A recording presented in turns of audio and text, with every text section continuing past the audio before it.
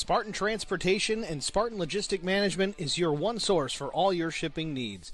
53-foot dry van shipments, auto transport shipments, full-service in-house brokerage, drop-lot facilities, just-in-time deliveries to all auto manufacturers, facilities in St. Louis, Missouri, Kansas City, Missouri, and Indianapolis, Indiana. Spartan Logistics, LLC, proud sponsor of the IROC Series, Kyle Steffens, UMP Modified and Silver Crown Driver, and Gordy Gundaker, World of Outlaws Late Model. Visit us at spartan-logistics.net or find us on Facebook.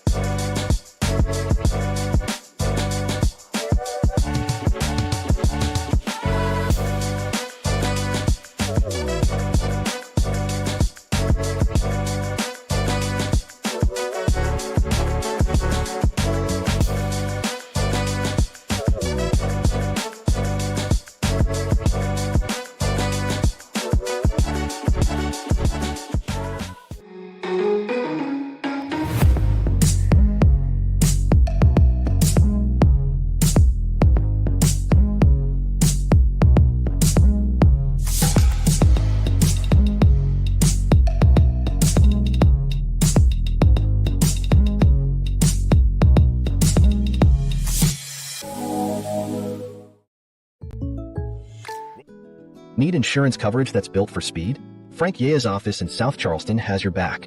Whether you're blazing down the highway, protecting the home you've built, or setting up a legacy for your family, we've got the coverage you need.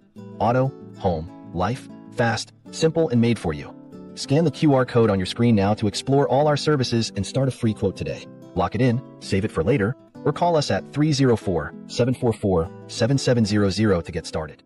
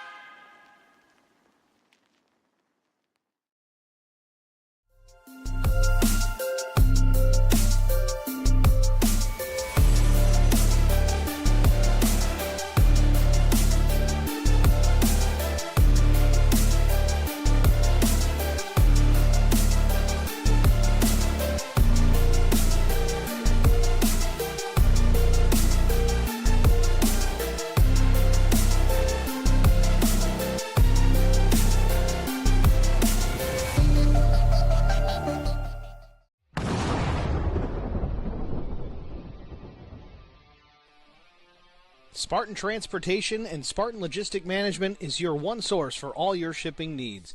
53-foot dry van shipments, auto transport shipments, full-service in-house brokerage, drop-lot facilities, just-in-time deliveries to all auto manufacturers, facilities in St. Louis, Missouri, Kansas City, Missouri, and Indianapolis, Indiana. Spartan Logistics, LLC, proud sponsor of the IROC Series, Kyle Steffens, UMP Modified and Silver Crown Driver, and Gordy Gundaker, World of Outlaws Late Model. Visit us at spartan-logistics.net or find us on Facebook.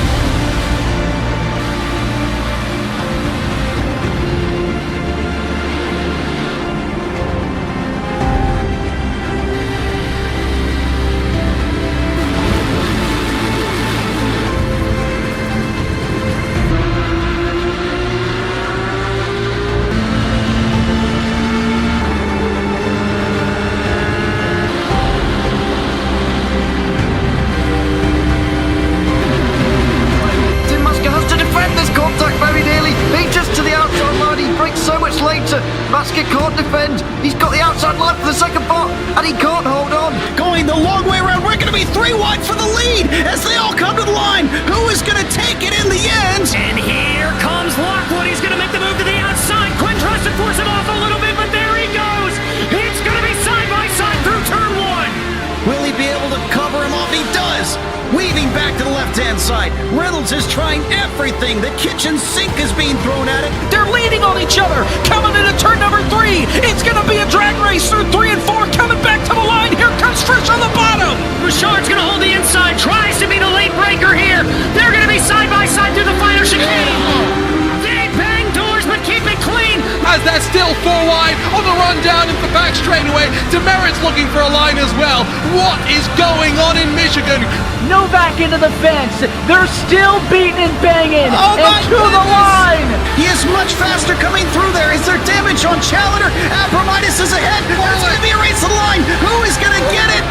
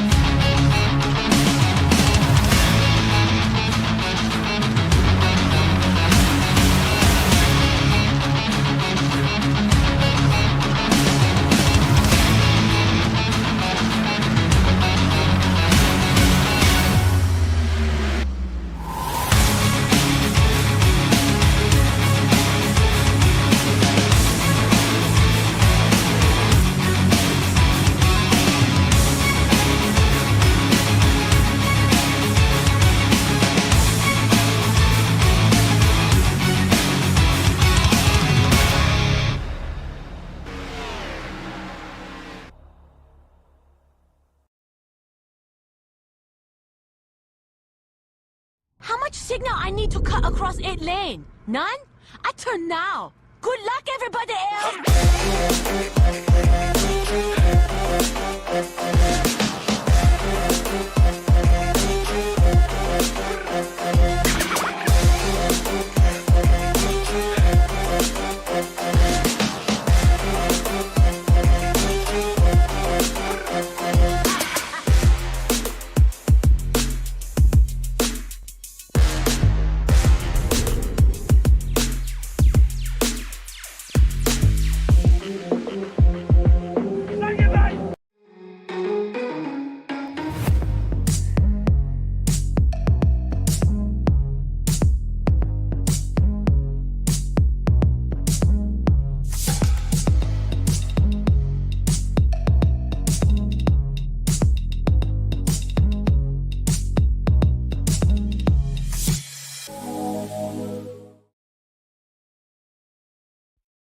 Racing isn't easy, but experiencing it is. iRacing puts you in the driver's seat with the industry's leading sim racing game. Drive on laser scan replicas of the greatest racing circuits from around the world.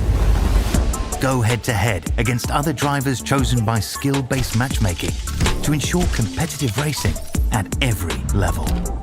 Compete across all your favorite series in officially licensed cars engineered to deliver the most accurate driving experience possible.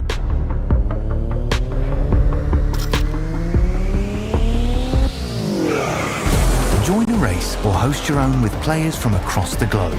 Race against the computer or in a league with friends. Feel the thrill behind the wheel. Visit iRacing.com.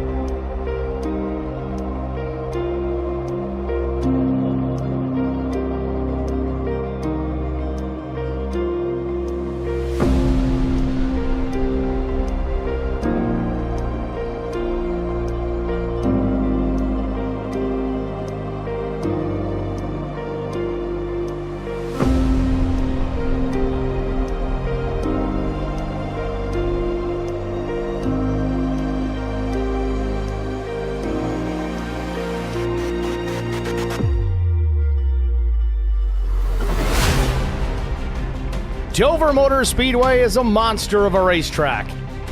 Exactly 1 mile in length, Dover has some of the most extreme banking at 24 degrees on the NASCAR Cup Series schedule. Even the straights are banked at 9 degrees. Constructed between 1967 and 1969, Dover Motor Speedway was initially paved with asphalt. It wasn't until 1995's comprehensive revamp that the track was paved in concrete, giving Dover's racing surface its distinctive appearance. No matter the pavement, Dover has long been one of the most competitive tracks on the NASCAR schedule. From 69 through 80, 21 of the 22 Cup races at Dover Motor Speedway were won by drivers who either already had or would go on to win a Cup Series championship. The names of those winners are part of the fabric of the sport. Richard Petty, Bobby Allison, David Pearson, Cal Yarborough, Benny Parsons, and Darrell Waltrip. Jimmy Johnson ranks first on the all-time wins list at Dover with 11 victories, while Allison and Petty rank second. More recently, Jeff Gordon, 4, Mark Martin, 4, and a host of other stock car legends have added their names to the list of Dover winners. A list that also includes Scott Sharp and Greg Ray when each won a race during Dover's cameo appearance on the Indy Racing League calendar in the late 90s. But tonight, it's the Monster Mile 175 of the IROC Challenge Series, and it's next on Track Limits Network.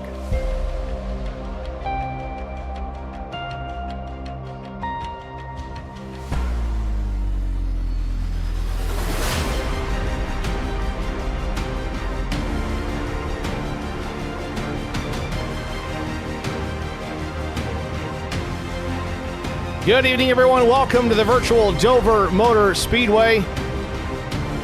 The Monster Mile 175 already having technical difficulties. We'll see if we can get that squared away for you here momentarily. Race details, though they're not displayed on the screen. 175 laps the distance. Stage break at lap 35. No break, just points paid. 1 point paid for the stage winner. Fuel percent, I think it's 65%. 4 sets of tires available. 1 fast repair. 3 attempts at a green-white checkered finish. Give me a minute or two here to get this thing worked out as far as the display is concerned. Otherwise, we're going to run this with no overlay, and that's just not good. We can't do that.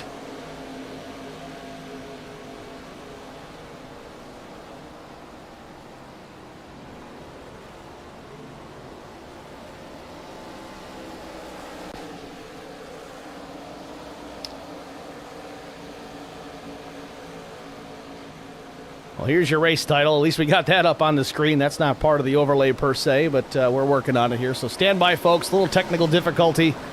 Stay with us. We'll get her squared away. Of course, we got an update to the overlay software. It happened just as we went live. That's never good.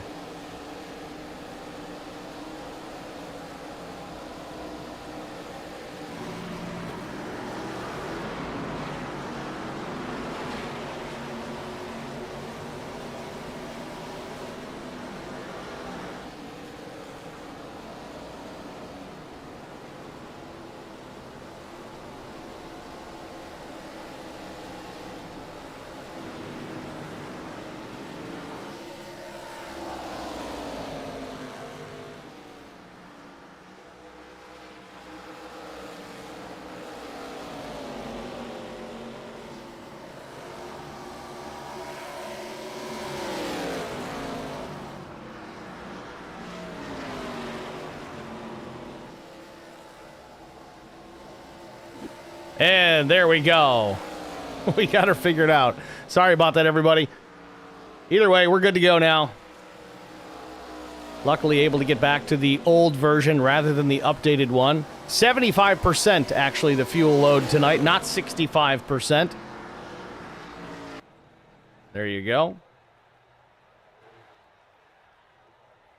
As far as that percentage is concerned, roughly 60 to 63 laps on a full load of fuel here tonight. Again, Dover being a little crazy. We'll see how things play out. We might not have to worry about making it a full fuel run, but nevertheless, it is what it is. So without further ado, let's get to our starting grid. On the pole position with a lap time of 23.394 seconds, it's the 3 of Brian McCann. Outside pole from Charity Motorsports, missed it by 76 thousandths of a second, the 83 of Brandon Mefford. Row number 2, the 29 of Christian Strader and Kevin McCann. Row 3, Garrett Johnston and Brett Butler. Row 4, Jason Nilgis and Adam Pettit. Row 5, Chuck Sweeting and Mike Koch. Kyle Hardy will start 11th, William Tyndall 12th. 13th starter tonight, the 55 of Vincent Short. 14th is Evan Janik. 15th starter, Aaron Smith, winner last week. We'll take a look at the 70s, see if he can go 2 in a row. TJ Majors in the 6, rolls off from the 16th position. Matthew Mormon will start 17th. 18th starter, it's Steve Durbin. 19th, Chris Mefford. 20th, Neil Quick. 21st goes to old Timmy Schofield. Chris Goins, the Track Bar Motorsports driver, will start 22nd. Matt Kopp, 23rd. Jesse King will start 24th. Nuke Quick, 25th. 26th, Shane Haas. 27th, Casey Benz. Kyle Pendergraph, 28th. 29th, Peter Ruzick. 30th, Lilith Peters had a strong run last week. Will start deep in the field tonight. Todd Kleek, 31st. Larry Bruner, 32nd. 33rd, Josh Mears. 34th, Zachary Kleek. Kyle White, 35th. 36th, Philip Chartier. 37th, Andrew Allen. 38th, Jim Pileski. 39th, Adam Benefield. Chris Wally, 40th. And last but not least, shotgun on the field, the number 21 of Brandon LeClaire in 41st. They've waved off the start here. We're going to go an extra lap here at Dover. Thank goodness, because, man, a big field means it takes longer to get that starting grid in.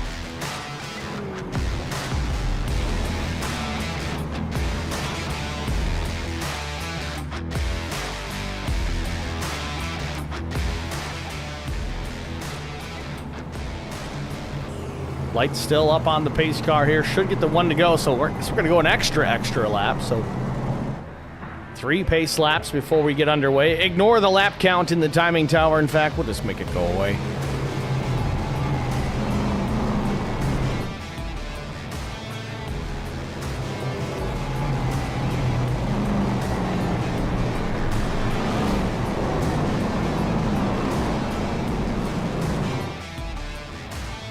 Race details, yet again, 75% fuel on board.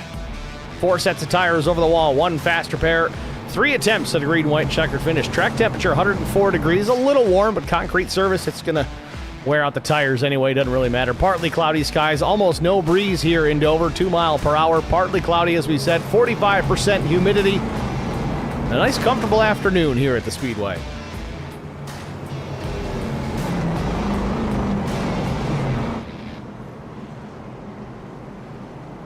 Front row will be Brian McCann and Brandon Mefford to get us underway. Row 2 there, Christian Strader and Kevin McCann. This will be a fun one tonight for sure. Just got to make sure we keep these things out of the wall. Self-cleaning racetrack here in Dover.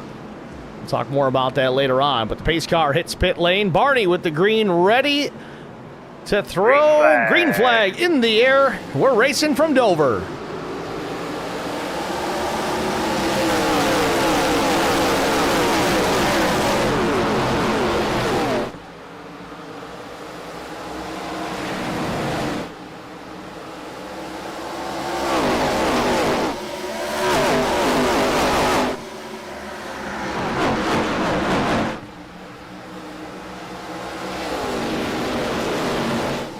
Just like that, lap 1 in the books here from Dover, Delaware. Brian McCann leads Brandon Mefford, Christian Strader, Kevin McCann, and Garrett Johnston, and the rest of the bunch.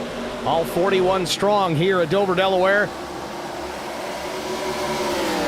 Man, they get around this place in a hurry. 30 seconds the first lap here on this mile-high banked oval. Going to be quicker this time by up the full song here as they cross the stripe. 23:60. Man, they're getting it around here.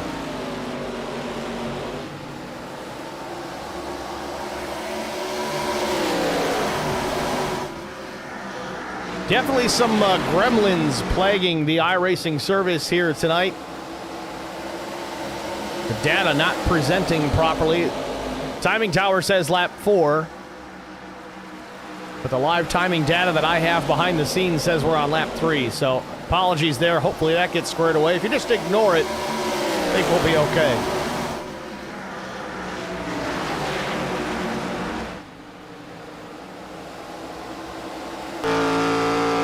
On board with Brian McCann, looking back at the 83 of Brandon Mefford.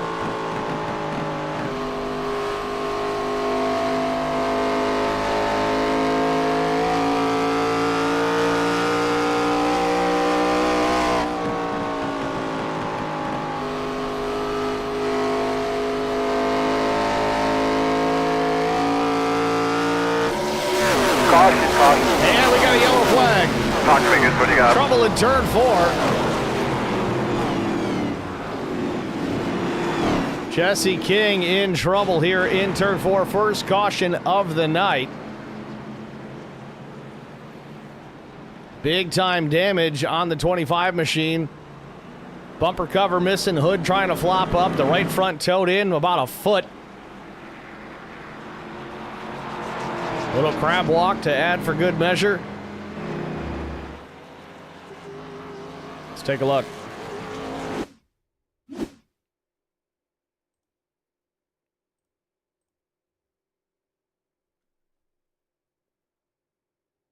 King got a little bit of help there from the 23 machine. Sent him hard nose first, and then the 22 cleans him out after the fact.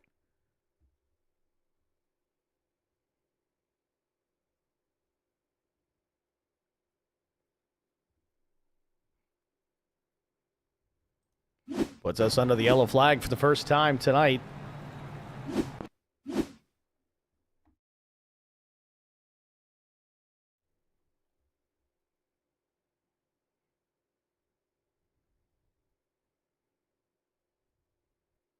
So the 23 sent him up the track. Matt Kopp comes in, nowhere to go. 45 tried best to get out of the way there, but unable to do so.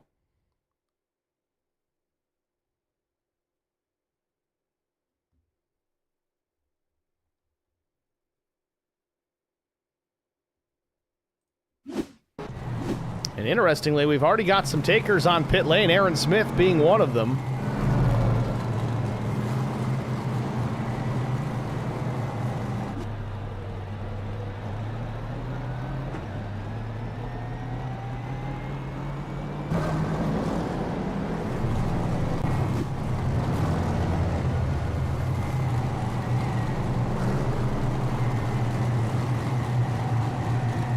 Still trying to work on the lap count issue here in the timing tower. Hopefully we can get that fixed.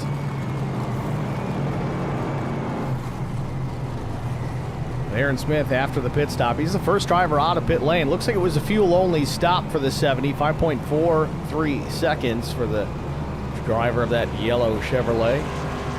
Seems to be that everybody not involved in that crash made their pit stops, did the same. Larry Bruner sustaining some damage there as well. Todd Cleek, the other driver involved, appears that he's going to live to fight another day.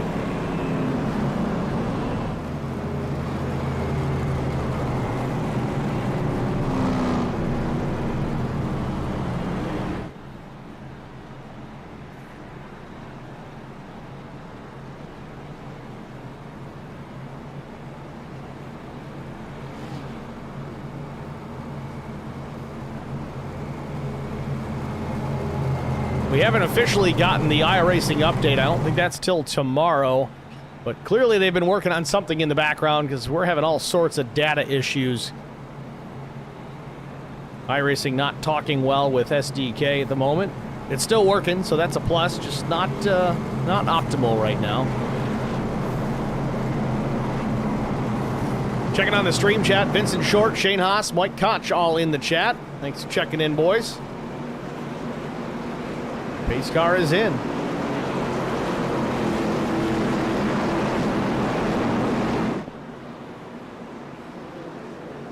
Green.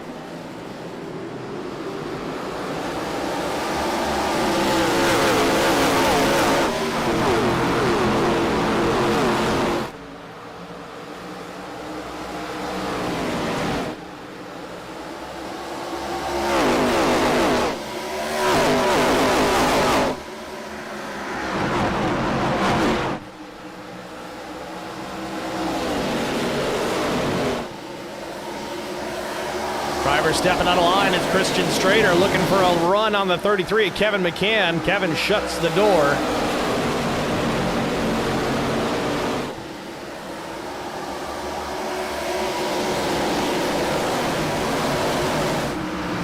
TJ Major is starting to knife his way through the field. He's up 5 spots already, knocking on the door to 10th place.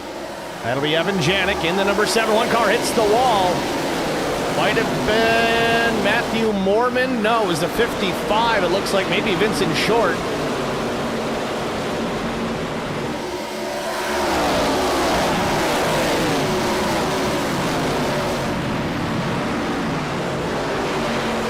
still in the 11th spot. Battle ahead of him between Sweeting and Janik. That is a battle for the 9th spot.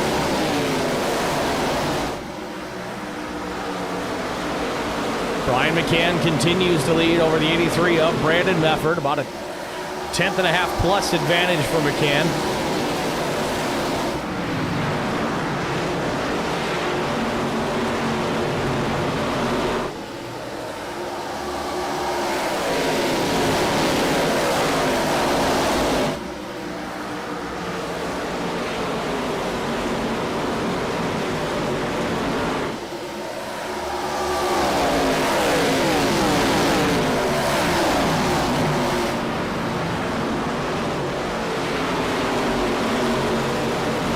Level of concentration required here at Dover. I would put it akin to Daytona and Talladega in the draft. Not so much that they're packed up so tight. Yes, early on, there's a lot of congestion out there, but you're getting around this place in such a hurry. You got a mile racetrack, less than 25 seconds, and in Brian McCann's case, many other drivers, less than 24 seconds. They're really moving around this place. Again, a 30-second lap, that's an average speed of 120 miles an hour. They're doing 23s right now, so they are moving.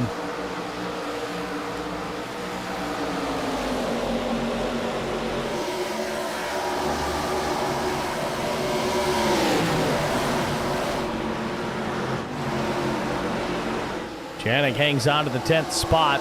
Sweeting unable to take the 9th position from... Sorry, Janik unable to take the 9th spot from Sweeting. We'll get it right.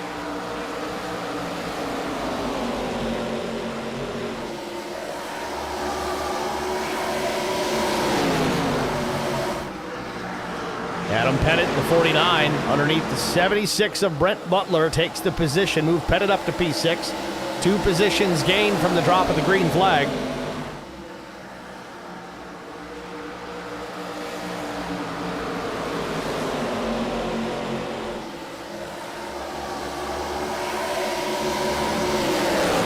Now Jason Niles just doing the same, trying to take it away. Niles is up to 7th.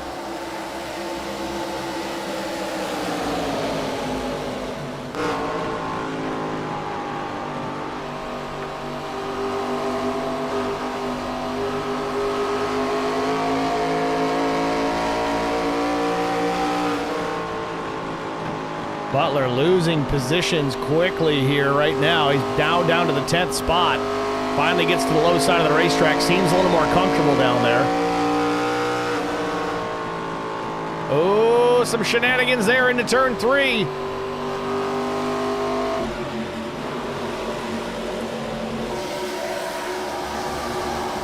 It might have been Durbin. No, it was the number 1. That was Lilith Peters, out of shape.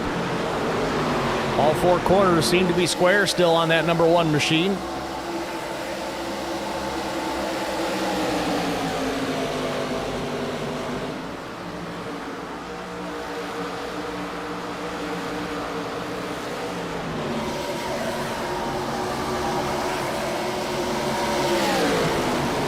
Meanwhile, Brandon Mefford has taken over the top spot.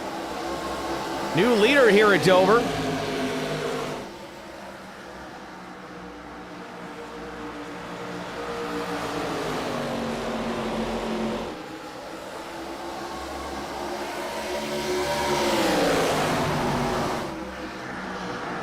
Take a look at the pass for the race lead just a moment ago. Mefford to the bottom of the racetrack. It's underneath McCann. McCann checked up significantly. I don't know if he got in the wall or was trying to avoid it. Tried to cross over to no avail. Mefford, your new leader here in Dover.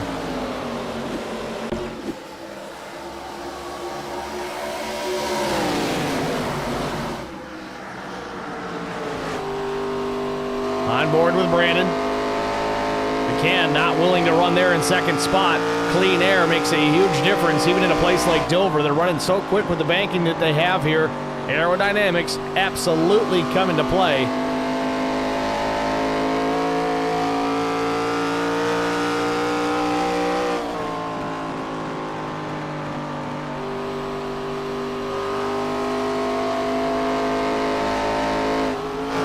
Big checkup from Mefford. It's going to open the door for McCann to the bottom of the racetrack. They almost touch. Effort tried to pinch him down. Close quarters battle here in Dover, Delaware, and the caution is out. Kyle Pendergraph, Adam Benefield, Kyle White, Mears, and Kopp. Big damage on the 14, big damage on the 36 of Josh Mears as well. Andrew Allen has already gone to pit lane. Caution number 2 on the Speedway here, 26 laps in.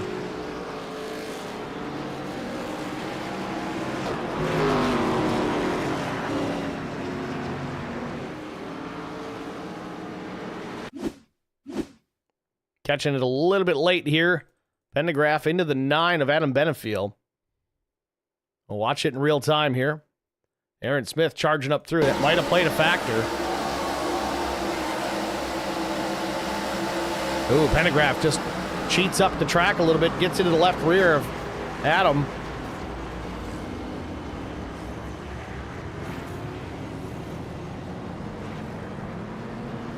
We'll watch it again.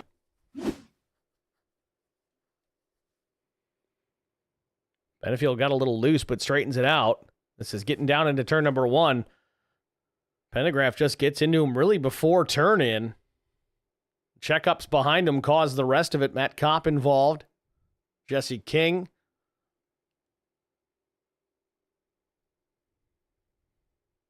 Kyle White in the number 19. Pace car about killed Benefield. Good thing he can apparate through these cars. The Pendergraph makes it back to the pits, burns the fast repair. But through that, kind of a lucky move there for Brandon Mefford. He's able to maintain the race lead because the caution came out right before it looked like Brian McCann was going to take the lead back.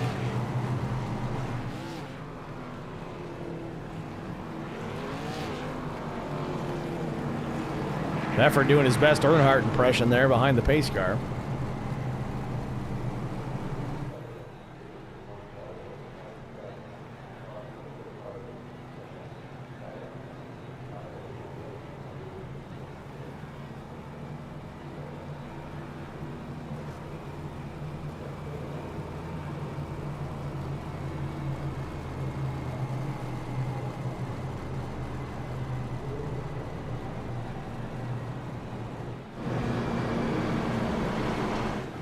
So another problem we've got up in the timing tower here. It says this is our first caution. It's actually our second. So we're a little ahead on the lap count and a little behind on the caution count.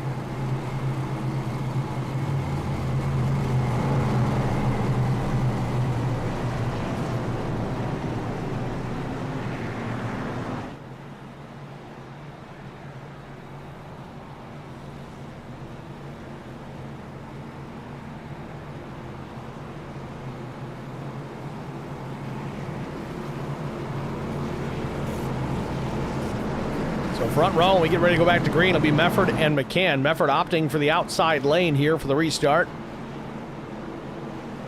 Then again, maybe they're giving a lead to McCann here. I don't think that's the case. Either way, pace car is in.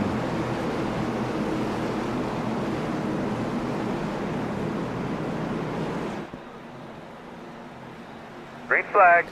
Green back in the air. Field coming up to speed.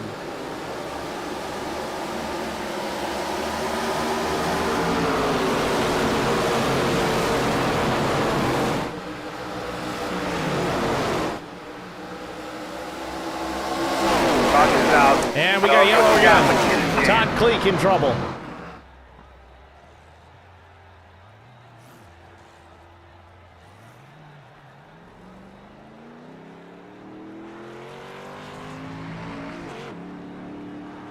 So the 45 machine, Todd Cleek, doesn't appear anybody else got tangled up, but let's take a look at the replay, see what happened here to the 45.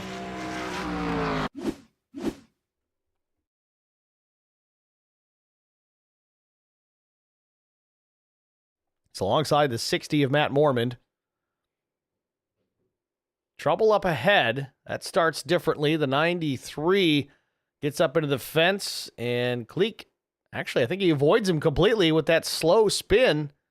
No damage on the 45 machine, but some hurt pride.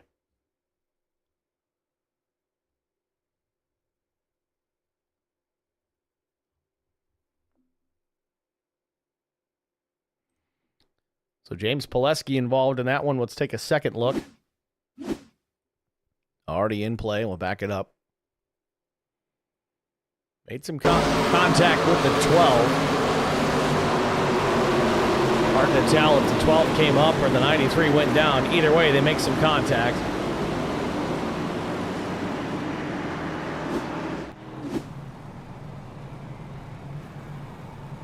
Some takers on pit lane.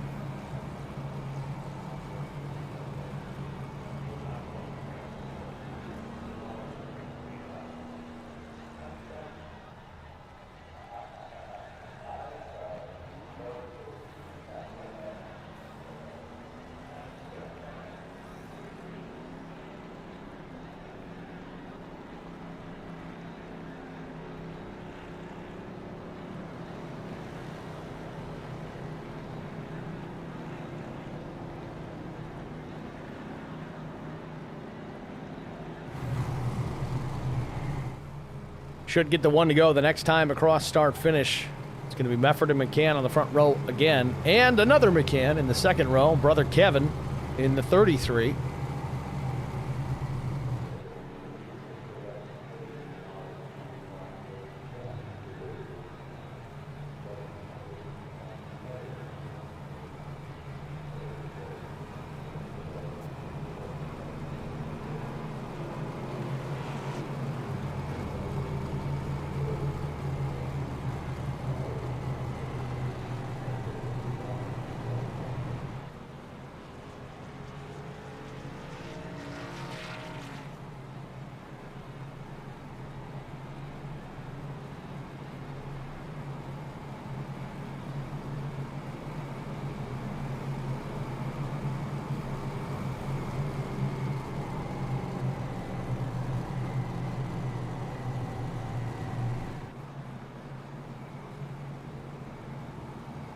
Field spilling out on the back straightaway here as we get ready for the restart.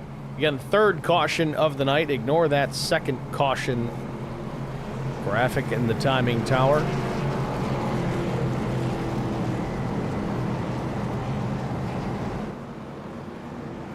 Remember, the stage coming up at lap 35, so there is points to be paid here for the leader at that point. There will be no caution for it. So if the yellow comes out, somebody's in trouble. Pace car hits pit lane. Green flag. Strader didn't fire off. Might have spun the tires, but a side-by-side battle for the race lead through turns 1 and 2. McCann to the bottom of the racetrack. Brandon Mefford on the outside, pinches down the 3, doesn't want to give him any room. Again, points to be paid. They're racing for a purpose right now. Side by side still for the lead out of turn 4. At the stripe, it's Brandon Mefford, but McCann hanging tough on the bottom. Side-by-side battle for the third spot between Kevin McCann and Christian Strader. Will stick with the leaders for now. Still battling for the top spot. Mefford with the run down the back straightaway. Gets clear, Brian McCann.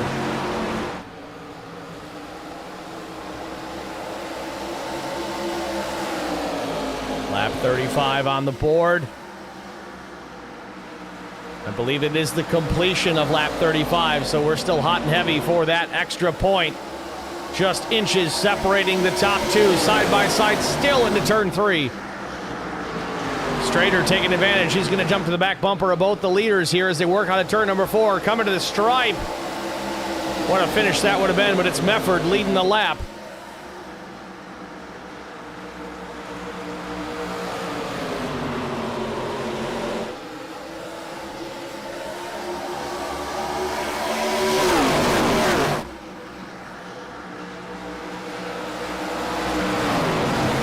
Great battle for the race lead here in Dover between Brian McCann and Brandon Mefford. Neither driver wants to give an inch.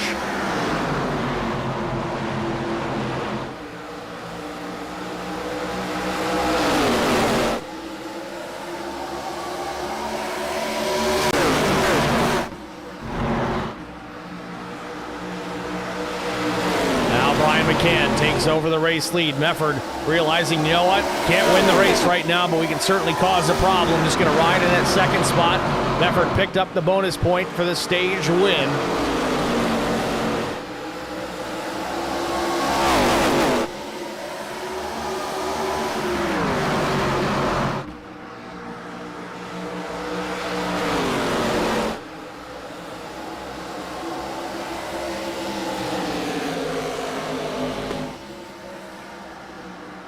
Now Christian Strader applying pressure to the back bumper of Brandon Mefford. Mefford might have overheated those tires just a bit. It's going to give Strader a little advantage here as he tries to reel him in to take that second position.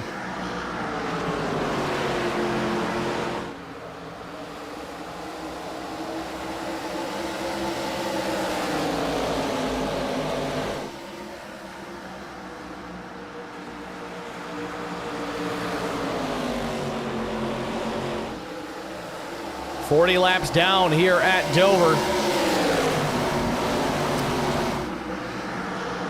Battle back in the low side of the top 10 here. Lilith Peters to the outside of Jason Nilgis.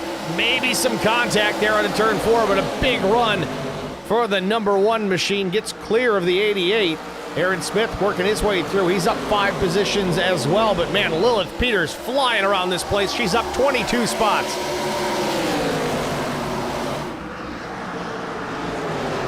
Adam Pettit going to go down into the 8th position, right where he started. Strader a little slow here. Might have had a problem just a moment ago. He was up battling for that second spot with Brandon Mefford. Now finds himself in P5. Might lose another spot here in a moment to Garrett Johnston. Johnston in the 15 to the outside.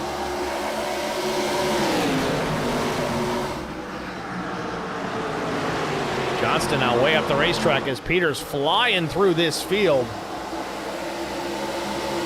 It does make sense, however. She took tires at lap 26.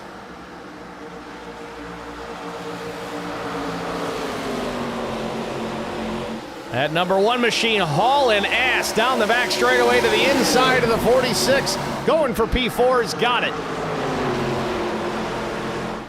Chris Mefford now tries to battle back around the outside, but cannot match the grip of the 1 machine. She continues to march to the front.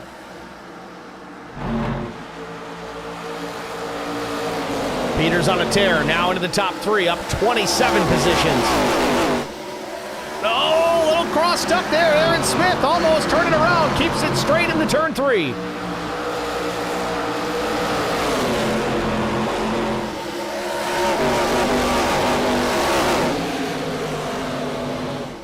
Lots of action here at the Monster Mile here tonight.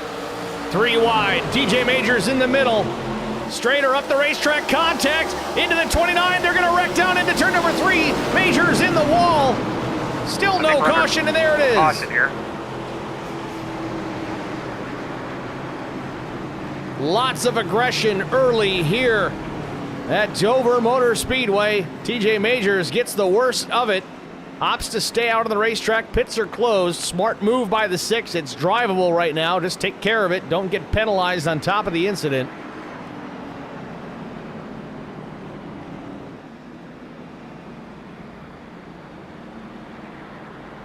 Wow.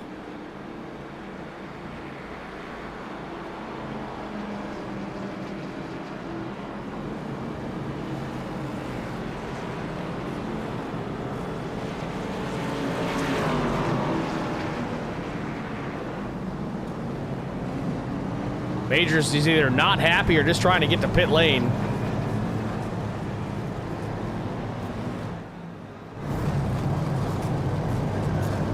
Willing to take the penalty for passing under the yellow here. Just got to get back there and get that thing fixed.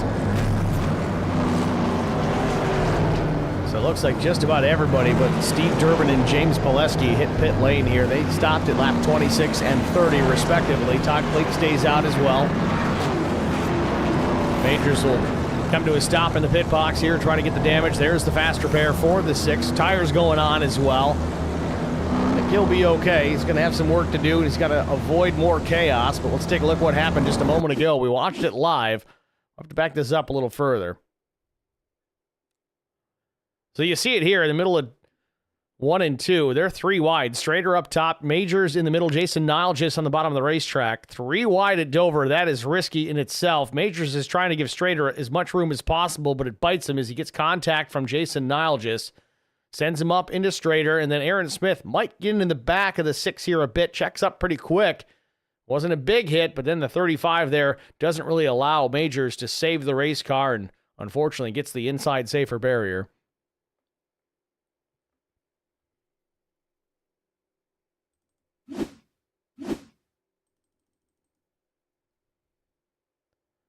Watch it again at speed from another angle.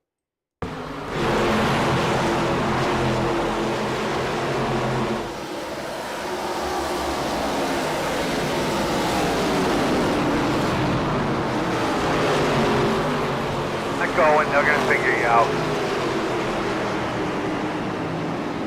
Honestly, a pretty big hit for TJ Majors there. Lucky he didn't pop the motor on thing, was still able to drive it back to pit lane.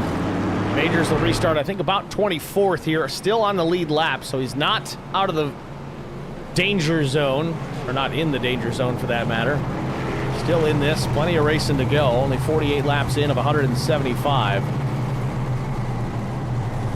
The front row is going to look like this. Steve Durbin, James Pileski 1 and 2, then 45 at Todd Kleek. Phil Chartier, again, I really hope I'm saying that right. Zachary Kleek. Lilith Peters in 6th. Looks like Brian McCann, Aaron Smith, Brandon Mefford, Kevin McCann, the top 10.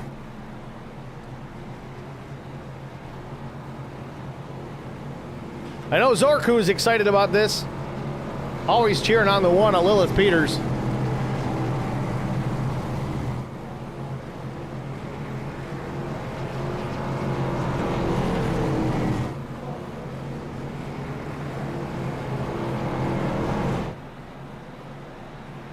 So we get the 1 to go. They did wave off the initial restart, so they went an extra lap here. So we are on the 1 to go again. Durbin in the number 99 will restart to the inside of James Pileski. I believe James is the race leader. Again, they do have lane choice on these restarts. We'll see who fires off first, and then we'll know for sure.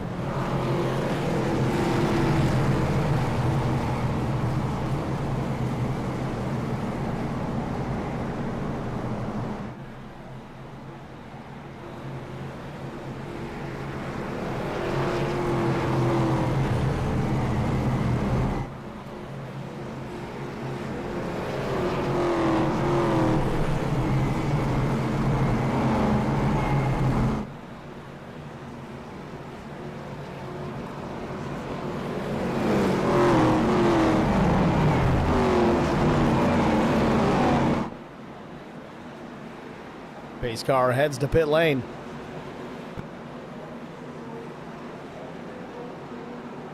Barney, the lone soldier, ready to wave the green flag. There it is. We're back racing from Dover.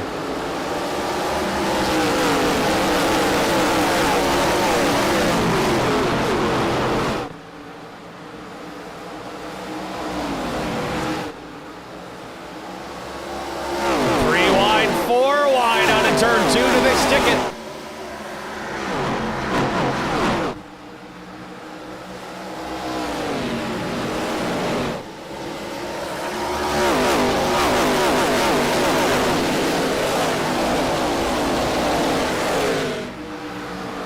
Durbin and Pileski 1 and 2.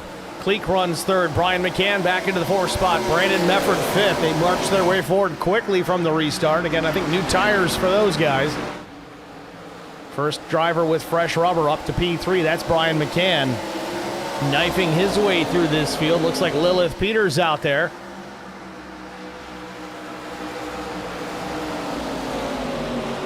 Brandon Mefford going to follow him along. He's got fresh rubber underneath him as well, but a gaggle of cars in behind.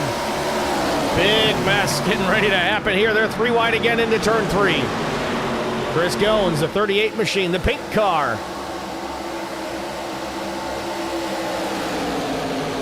Goes from the blue chew car to the pink car. Ironic, isn't it?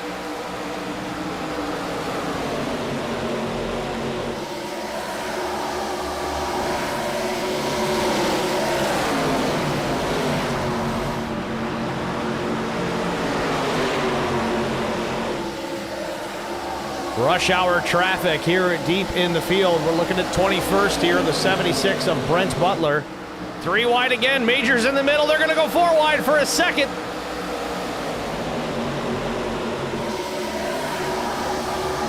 Oh, trouble behind the 55 in the fence. Caution. Vincent Short and Zachary Cleek coming to blows out of turn 2. They slide all the way down the backstretch into 3. Caution on the Speedway for the 5th time.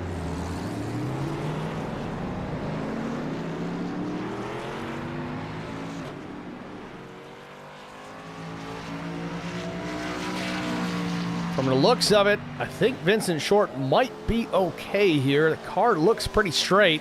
Right side a little flat. To lose some side force. Should be able to repair it. Obviously, she's rolling on all 4. That's a good thing. Let's take a look. Already in progress, and we'll back it up again.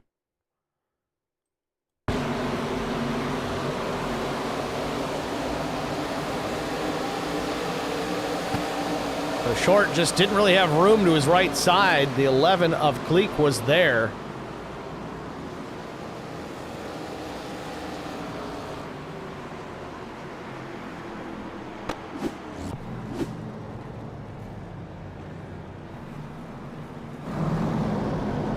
Short's going to come down and pit, likely repair some of the damage to the number 55.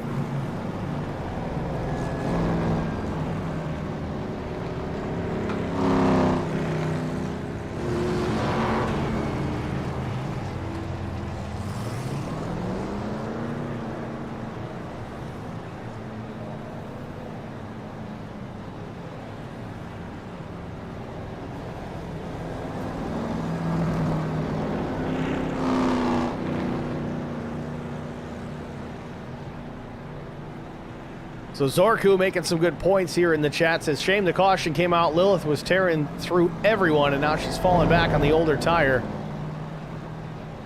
But she's still running top 10, so, I mean, it was still a big move for the 1. She's up 20 positions even still. Again, the way this race has run so far, 5 cautions in the first 56 laps. We may see some more of that. I think it was a good call.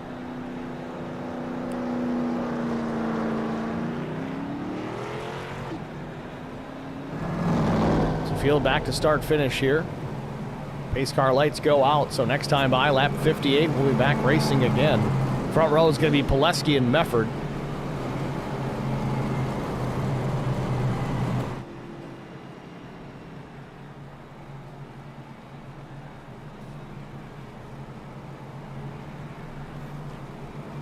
Thank you guys for jumping in the stream chat again tonight, both on the Track Limits Network channel and the IROC TV channel. Again, we dual stream these races to both YouTube channels. If you're so kind to jump to both channels and hit the like button, we really do appreciate that. It's absolutely helpful, not just to us at the channel, but the league as well. YouTube's algorithm actually pushes the videos out to some fresh eyeballs that may not necessarily know about IROC TV or Track Limits Network or the IROC Challenge series. So fresh faces, always a good thing, whether they're drivers or viewers. We'll take them however we can get them.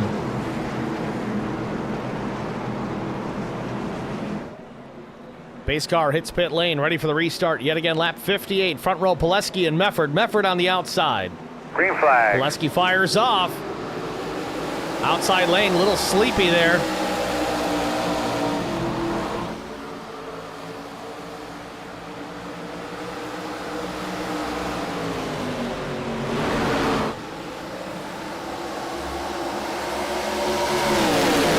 Vintage Hiker in the chat again. Green, green, green. Thanks for checking in 2 nights in a row.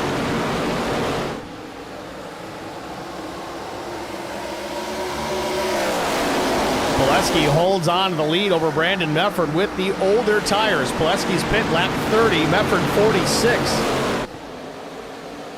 Mefford, though, closing in a car length and getting shorter. Half a car length into 3.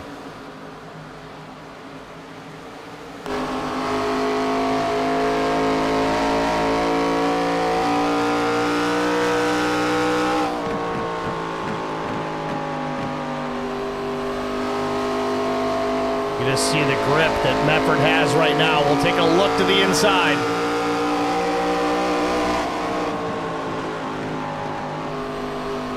Now Brandon Mefford to the race lead. On to turn number 4. Brian McCann's going to follow through. Take the second spot from Pileski.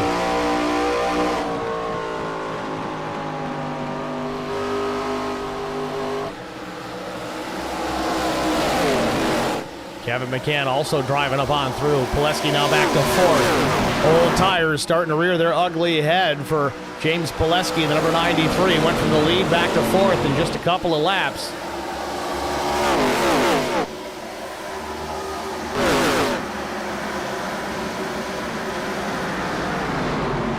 DJ Majors up into the 18th position, trying to work his way back out of the squirrel's nest.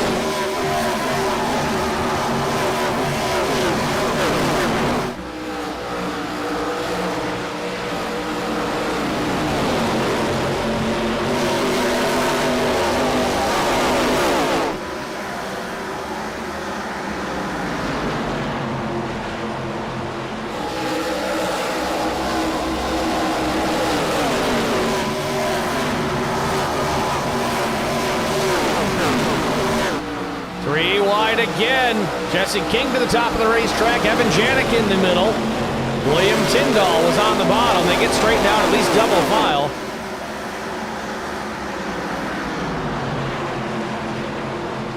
Tyndall now alongside the 76 of Brent Butler.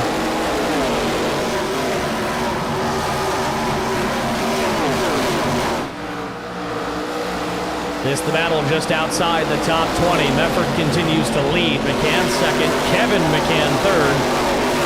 Pileski Durbin the top 5.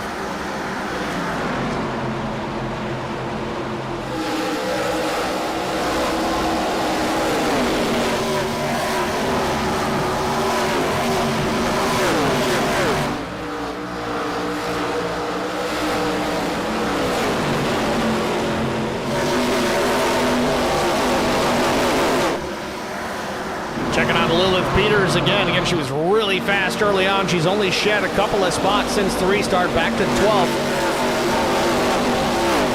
Casey Bentz, the next driver to attempt a position on the 1 at this point. There's the 45 of Cleek, not a lead lap car right now.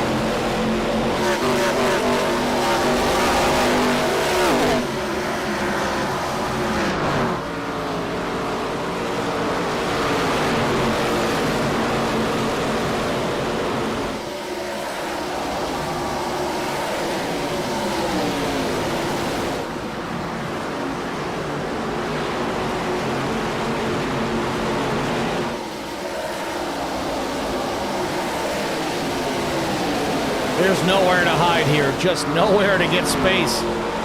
Even as the race leader, you're eventually going to start running into some lap traffic. Mefford's got the top spot for the time being, but it won't be too long if we continue to run green before he starts to reel in some lap traffic. Got some breathing room for now. Time to conserve those tires, take care of the race car until you get there. Then you can start knifing your way through without giving up too much time, and the caution is out again. Guys, let's get the rags cleaned up. Still wrecking. Neil Quick comes in late, nails the 44, Larry Bruner.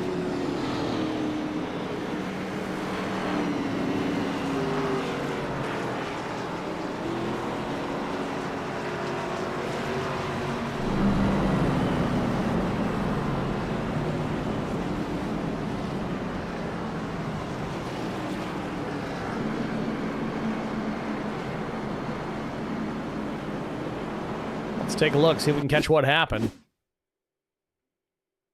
like this started up ahead with the 29. The 51 gets a piece. Sorry, that's the 62, William Tyndall.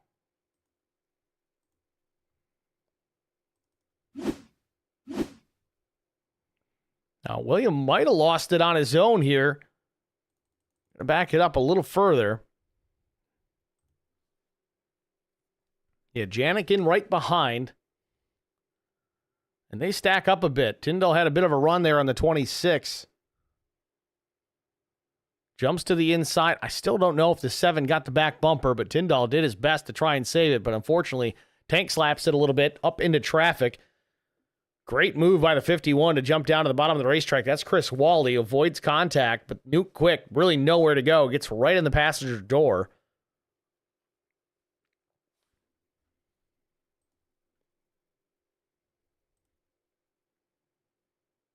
Nuke was about stopped, then Bruner comes in, and then it kind of crosses him up, and really with nowhere to go, Neil Quick gets into the back of Bruner. Things happen very quickly here at Dover. When there's a wreck, you got to kind of make a decision and stick with it almost immediately if you're going to try even have a chance at not getting collected in it. On top of the fact, very much a self-cleaning racetrack. We talked about that before we went green initially, with the banking here at 24 degrees in the corners and then 9 degrees on the straights. It's banked higher than a lot of tracks' turns. So when the car's broken and riding on the frame rails down the banking, it's just going to clean itself. The car is going to slide down that banking and into the inside wall.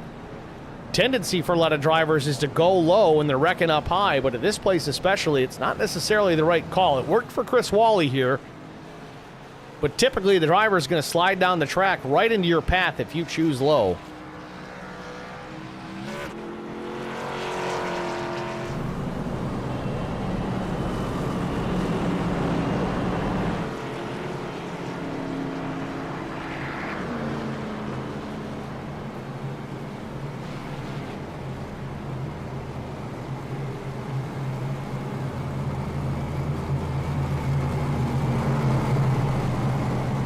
.72 laps about to be complete. We'll be racing lap 73 the next time by. Field doubled up, ready to go. Front row, McCann and Mefford. Brian, that is. Kevin McCann in the second row with Chris Mefford. So it's Mefford, McCann, McCann, Mefford. Sounds like a law firm if you ask me. Goins, Strader, Smith, Pettit, Bentz, and Hardy now into the top 10. Kyle Hardy, first time we've seen him up into the top 10 tonight, but started 11th, so staying consistent. Pace car's in.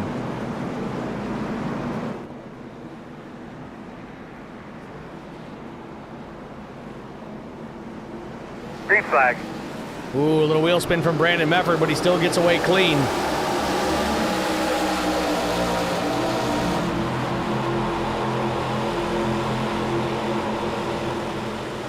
Chris Goins now into the top 5 for the first time tonight, battling with Christian Strader to the outside. Strader scrapes the wall with a big run down the back into turn number 3. Will contain the position. Goins now back to 6th.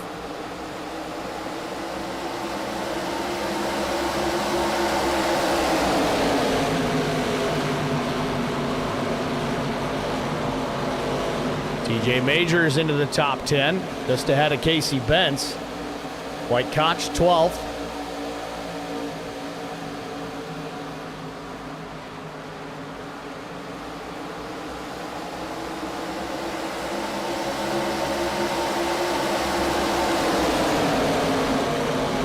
Jason Niles is to the bottom of the racetrack, trying to take it from the 60 of Mormon. Mormon's going to have a big run here.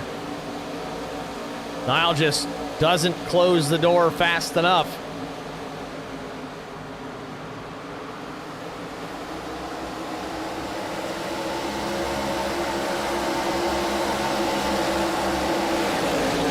Jesse King, Evan Janik. King is the beneficiary of the spot, up to 16th. Oh, trouble behind. Caution, Big caution. time wreck on the backstretch. Quickly, Lilith tell me Peters what is you got. in it. Straightens it out, but damage on the one.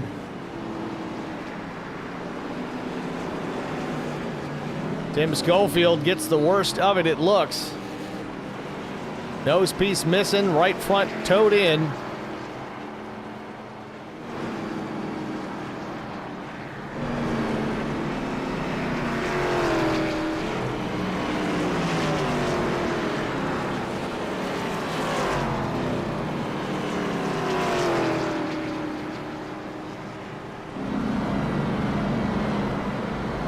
Let's get a look at it.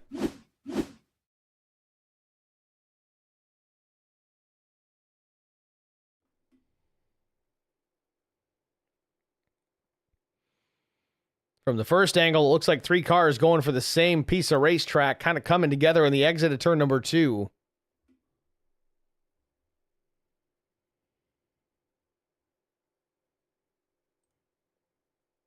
Try and get a second look at this.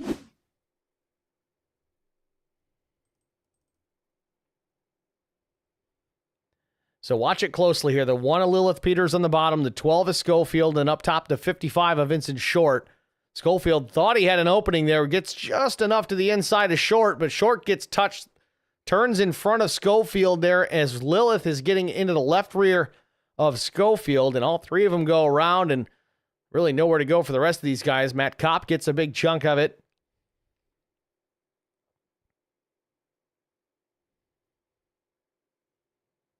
A little bit of mayhem here in Dover.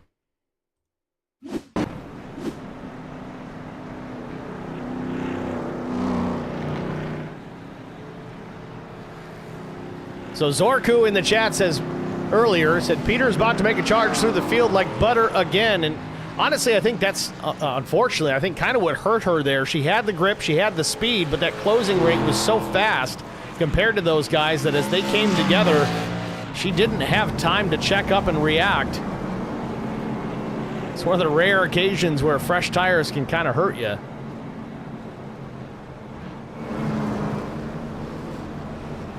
So back out front, lap 79. It's Mefford and Mefford.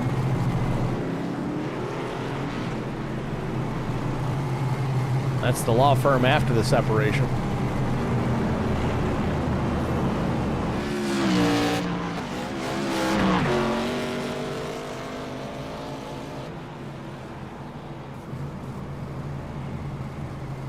So Chris on the bottom, Brandon on the top as we're ready for the restart here out of turn number 2.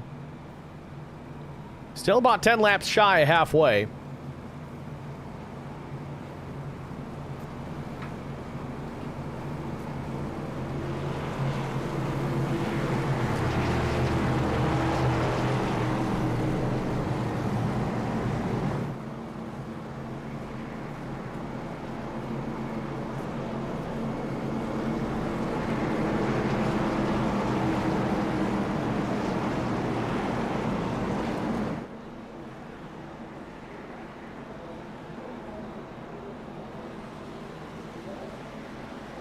Ready, green flag.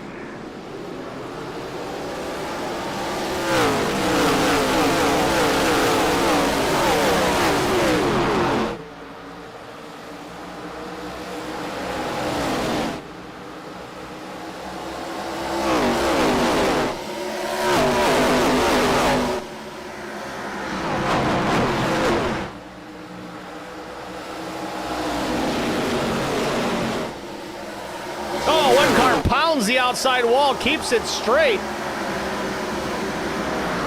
That was a 0-0. Mike Koch hammers the outside wall in turn 4 and continues on. That could have been a big one.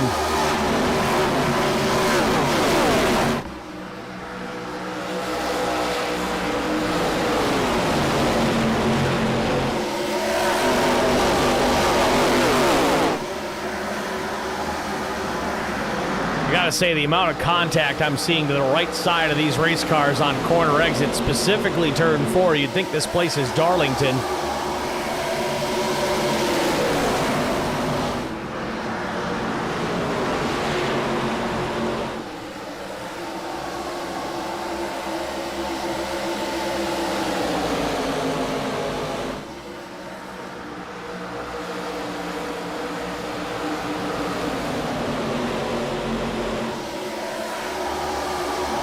Just chaos in the further ports of the pack here. Foreman up into the wall. Foreman trying to run that high line, but unfortunately it's biting him a couple of times. Let's get the Grace car into the fence. Checking out Lilith Peters. Must have used that fast repair, so the car's clean and green, good to go. Now she's out there without a safety net, still in the 23rd spot, up 7 positions. Keep a close eye, see if she can work her way back through cleanly. Josh Mears in 21st, up 12. Now to 20th, can get clear. Kevin McCann back there. Kevin's tough, even on old tires. Oh, trouble, the 25 of Jesse King is around. How's my radio been today? Could you hear me fine? Yellow on the Speedway for the 8th time tonight. Again, ignore the timing tower, it's wrong. So as Zorku mentioned in the chat here, time for Lilith to bunker down, fix her car, get back in contention. Maybe there'll be a lot of wrecks like there has been. And Zorku getting his wish. Yellow's out for the 8th time. Let's take a look. Jesse King here. Spin off of turn 2. Don't know if he had any help. Adam Pettit there in behind. And now a little bit of contact from the 49. Kind of drives through King there off of turn 2. Sends him around. Jesse with a little kiss to the inside wall, and that's about it.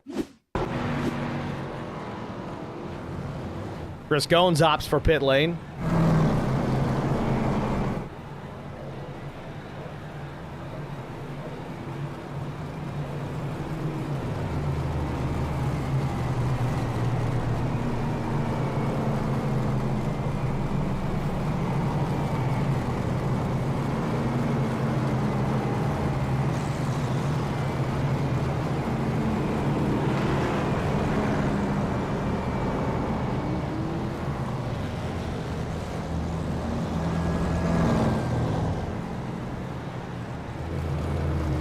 Just past halfway, or just about to halfway here at Dover. In fact, as they get to the mid portion of the back straightaway, that's technically halfway.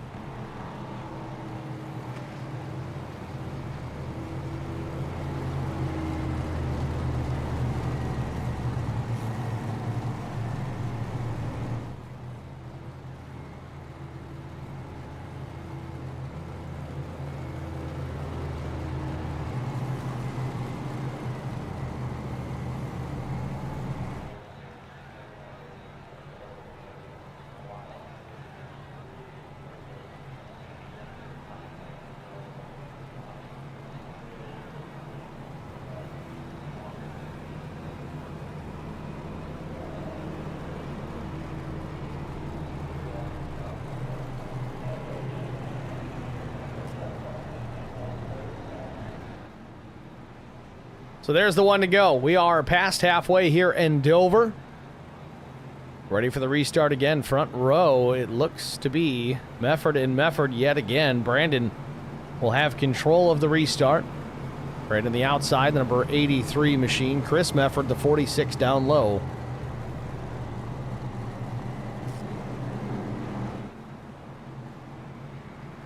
Row 2, Aaron Smith, Kyle Hardy, and then it's TJ Majors, Christian Strader, Jason Nile, Garrett Johnston, Evan Janik, and looks like Casey Bentz rounding out the top 10.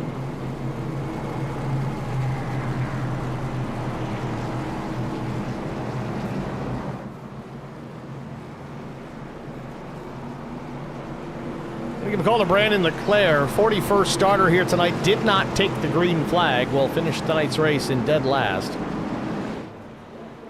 Pace car comes to the pit lane.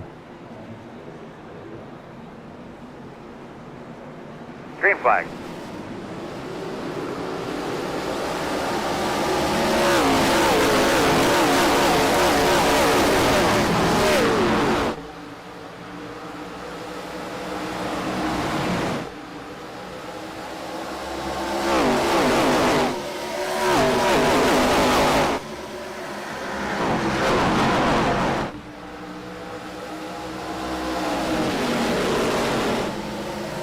Side-by-side battle for second. Aaron Smith around the outside of Chris Mefford. Mefford's going to battle back at the bottom of the racetrack.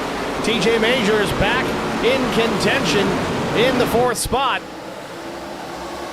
Kyle Hardy trying to maintain the position, but has to slot up in front of the 15 of Garrett Johnston.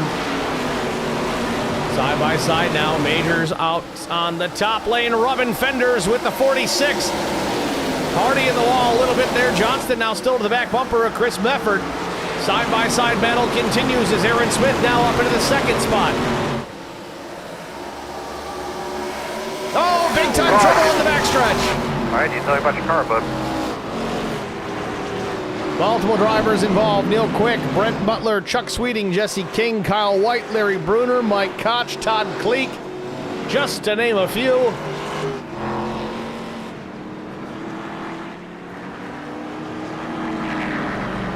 And for the 9th time tonight, the caution on the Speedway.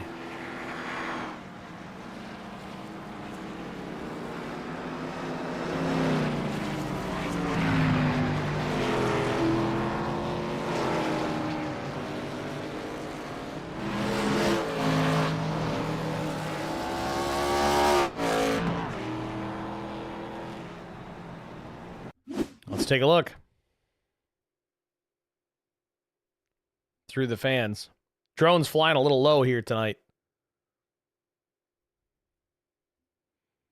Looks like this started way up in the pack. Chuck Sweeting might have been the first involved here. Man, they just kept on wrecking, though.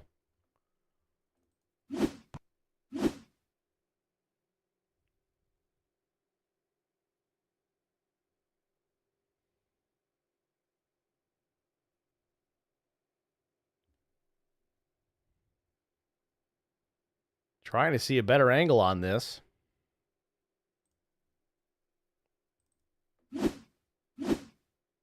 Started further up. Looks like James Pileski involved.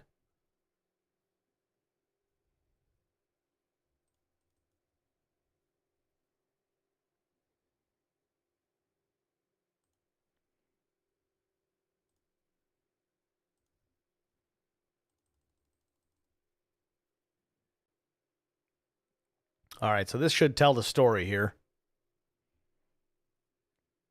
We'll call it 3 wide here.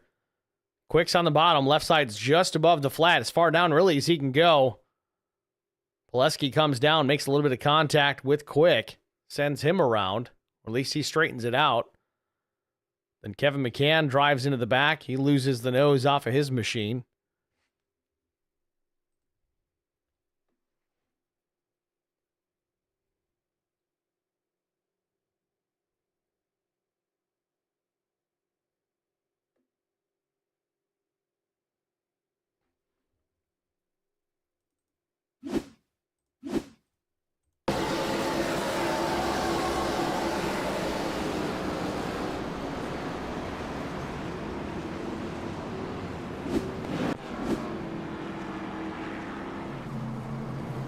So we're on the one to go yet again. 9th caution of the night. We're wrapping up.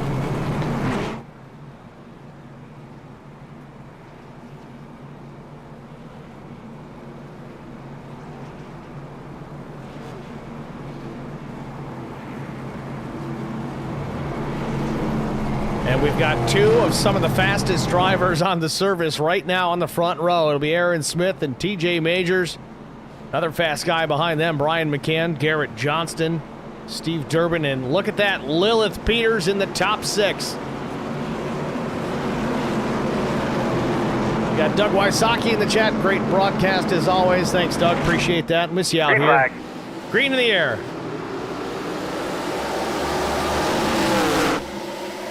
Aaron Smith gets the jump on the restart. Side-by-side battle for second. Johnston to the inside of TJ Majors. Might be clear, but Major is going to keep the hammer down. Does he have room to stick it to the outside? And he does for now. Real tight on entry to turn 3. We'll have a run, but looks like Johnston gets clear. Major's back to third. Side-by-side battle behind them between McCann and Lilith Peters.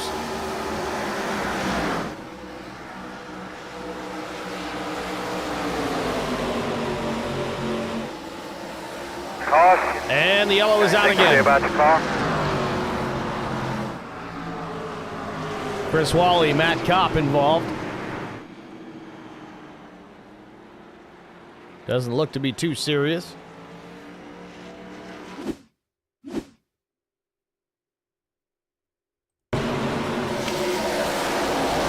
Something was up there with the 51. I don't know what the problem was. Backing up a little further, he was way off the pace.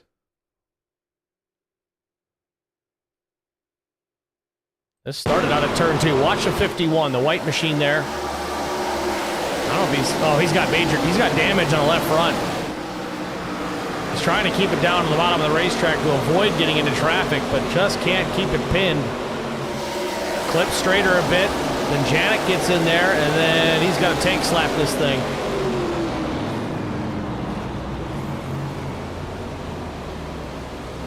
Tough one. Mike Koch in the chat says, thanks, Steve, for the broadcast. Unfortunate 10 laps for me there. Tough break, man. Mike Koch shown as 37th.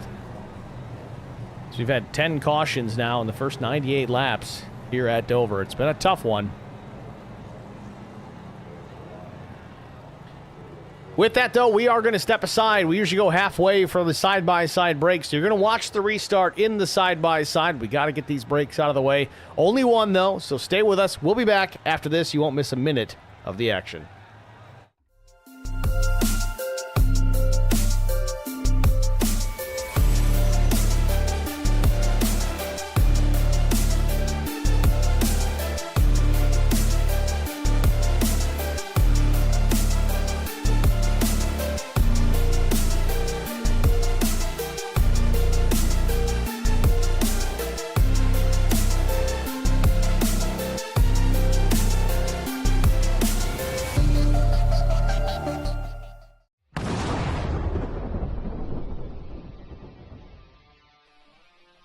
Spartan Transportation and Spartan Logistic Management is your one source for all your shipping needs.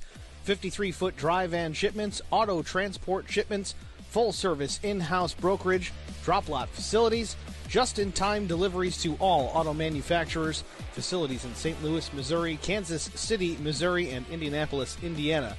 Spartan Logistics LLC, proud sponsor of the IROC Series, Kyle Steffens UMP Modified and Silver Crown Driver, and Gordy Gundaker, World of Outlaws late model. Visit us at spartan-logistics.net or find us on Facebook.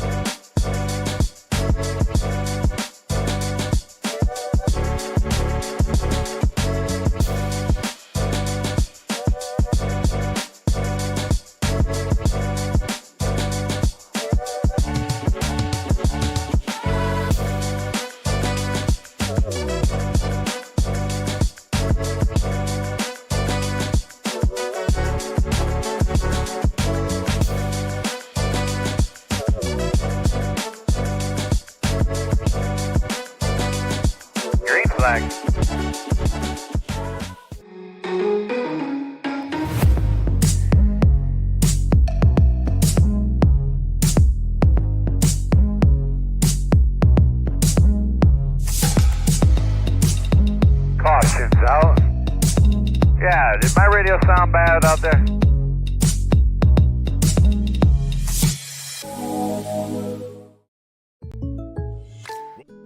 Need insurance coverage that's built for speed? Frank Yea's office in South Charleston has your back.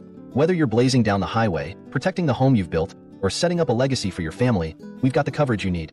Auto, home, life, fast, simple, and made for you. Scan the QR code on your screen now to explore all our services and start a free quote today. Lock it in, save it for later, or call us at 304-744-7700 to get started.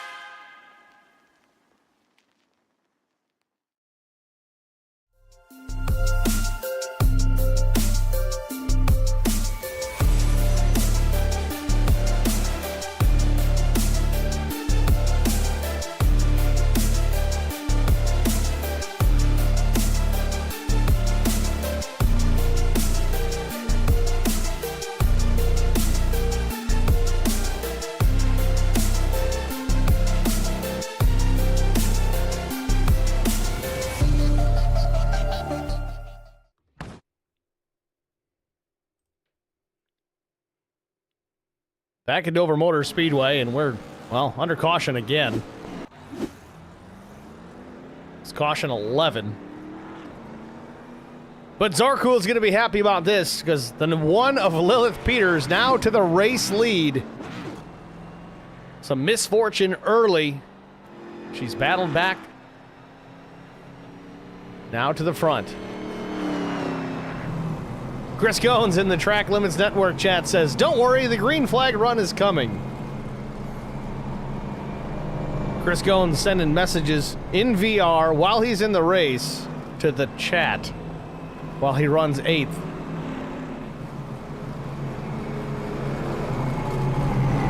Don't text and drive, Chris. It's not safe.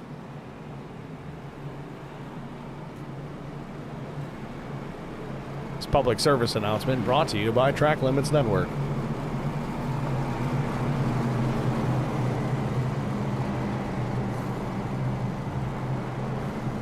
Wow, looking at the tires here at the front of the field, the exception of Chris Goins, it looks like everybody is kind of on the same strategy as Lilith Peters, back to 11th. Fresh tires behind from 12th on down. So we get ready for the restart here. Half a lap away. Front row is going to be Lilith Peters and Garrett Johnston, then TJ Majors, Brian McCann, Steve Durbin, William Tyndall, Kevin McCann, Chris Goins, Peter Ruzick, and Zachary Kleek.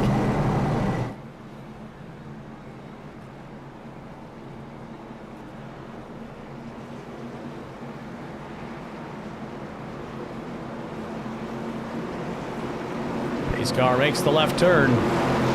The pace car driver's getting a workout here tonight. I need to refuel that thing at some point.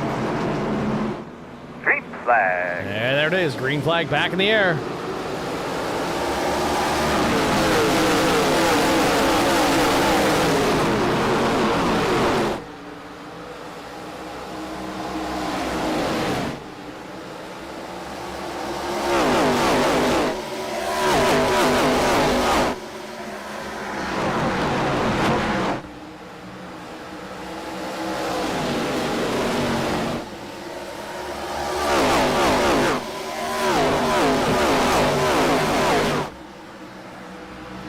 Peters continues to lead a car length plus over Garrett Johnston.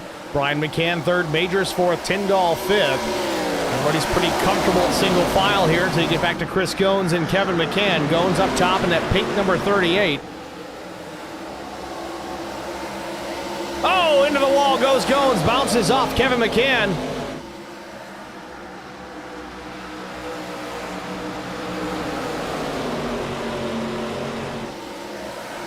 More door banging on to turn number 2 with McCann and Goins.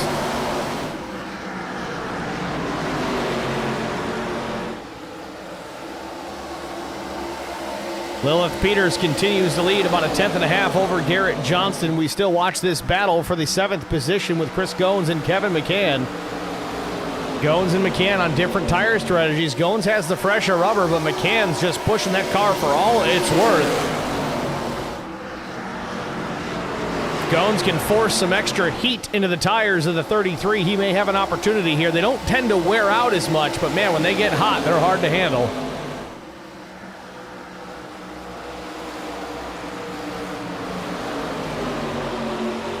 Peters stretching her legs now. She's out to 4/10 over Garrett Johnston. Some breathing room for the 1 as the battle for second is on. Garrett Johnston side by side with Brian McCann.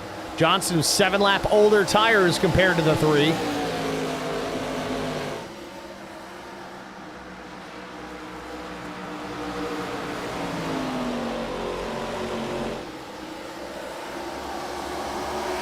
Battle behind them, TJ Majors and William Tyndall. Majors gets clear for the time being. Steve Durbin in the number 99 in line behind these two. Tyndall thought about stepping out, but nothing doing there on the 6 for the time being. Still a side-by-side fight for the 2nd position, Johnston and McCann. Meanwhile, Peters enjoying every bit of this, and she can look in the rearview mirror to a 1-second advantage back to 2nd and 3rd.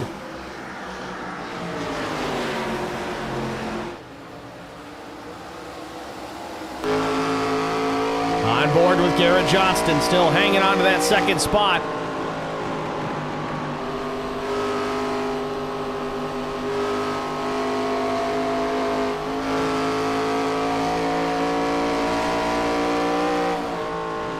McCann being smart about this, realizes the rest of the pack starting to reel them back in, will dump back behind Johnston to run in that 3rd position.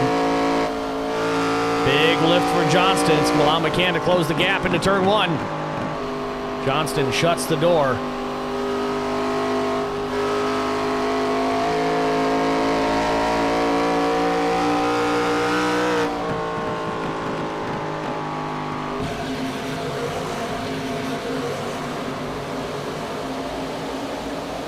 Chris Goins finally got rid of Kevin McCann, a couple of spots back, now into the 5th position, at least fighting for that spot. Tyndall to the inside. I think Goins is making all his hay on the outside, and he gets the wall off at 2. Keeps his foot in it, gets clear of Tyndall for the time being. Now looking to go around the outside of TJ Majors. Again, Goins does have the freshest tires in the top 10 right now. Adam Pettit back in 10th, a similar tire strategy for him. Oh, and contact. Tyndall gets in the back of Goins. Goins hangs on to it.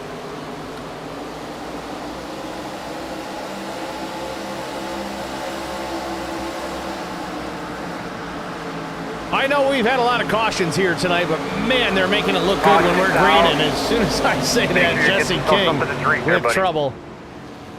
Man, somebody going by at full throttle around King. Little bit of nose damage on the 25, but other than that, car looks okay.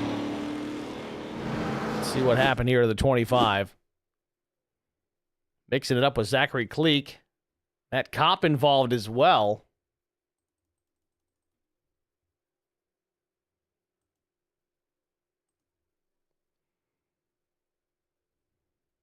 Kyle White's going to get a piece of this too, but we'll watch the 11 here. The green machine low side. Nuke Quick in the 4 looking around the top. Big checkup from the 11. King gets into the left rear.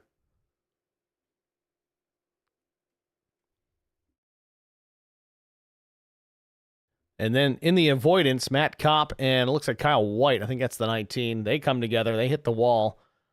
I guess you could call it the same incident, but I don't know. Chris Wally going to thread the needle here and get through. Kyle Pendergraph will kind of do the same.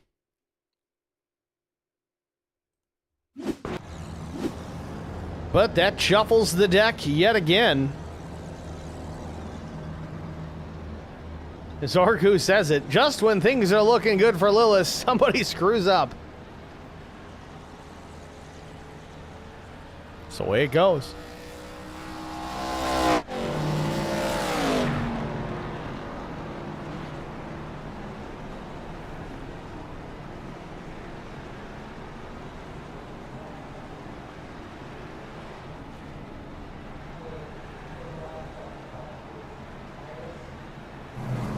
So lap 116, amazing how quick this race is still winding down with all these cautions. This thing would have been done in a heartbeat if we could avoid the yellows, but a lot of chaos. Again, high banked, mile oval here in Dover. They're moving around here quick. I'd say 150 mile an hour average around this place.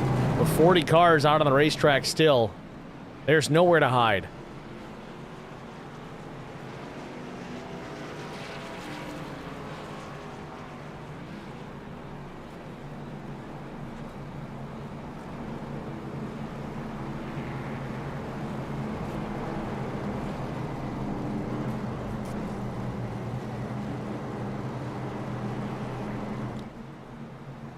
What was it they said from, and they walked away 3, talking about Dover?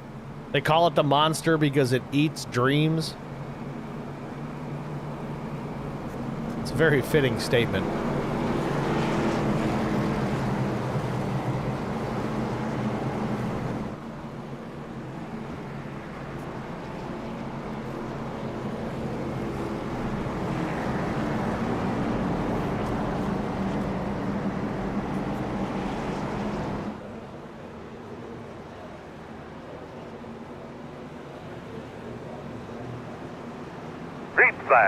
Green flag back in the air. Janik gets away over Strader, Quick, Pileski, and Smith.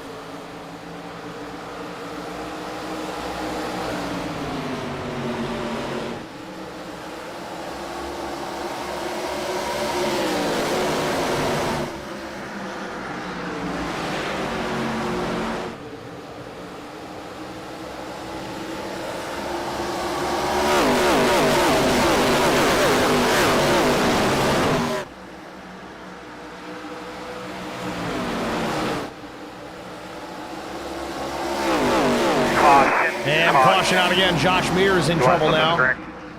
Yes, he'll take a Captain Morgan and Diet Coke. In this as well. I think Larry Bruner may have gotten a piece also. Let's take a look. Wreck already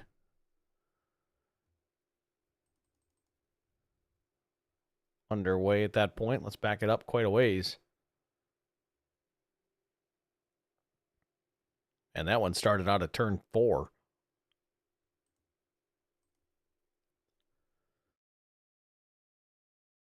So it looks like the 11, Zachary Cleek. No, it's the 12 and the 13 come together. Timmy Schofield, Phil Cartier. Again, if anybody knows Phil, if I'm saying it wrong, please let me know. I'll try and fix it. The longer we go into the season without me knowing the difference, the less likely it is I'll be able to correct it. Mears gets into the 12 of Schofield into turn 1.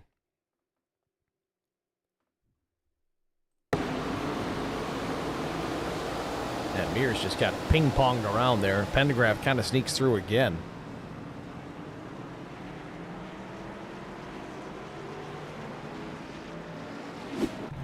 So once again, it'll shuffle the deck. Some drivers still staying out on the racetrack. Evan Janik, Christian Strader, Brandon Mefford. Really everybody back down into the 23rd spot. South of there, Peter Ruzick, Neil Quick, Pileski, Hardy, Quick, Duke Quick, Phil Chartier. I hope I'm saying it right. It's fun to say it that way. Those guys take an opportunity to pit.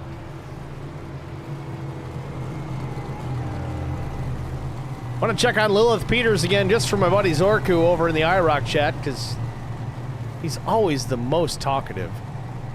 She's running 9th. Still a solid run. I mean, she started 30th, so, I mean, anything north of that is always an improvement. She's got a fast car. She's got talent behind that wheel. She's got to keep out of the melees. Stay away from the squirrels. This one's certainly not over. 50-plus laps to go. Now, Lilith pit a lap 115, so she's in a position now where she's got fresh tires compared to most of the guys ahead of her. Gones has the same set as far as tire life. So does Brian McCann. But everybody else, Chris Wally in 6th, all the way up to the race lead. They're between lap 92 and lap 101 as far as tire life is concerned. So they've got the advantage, and we know Lilith has the talent. Let's see if she can work her way forward.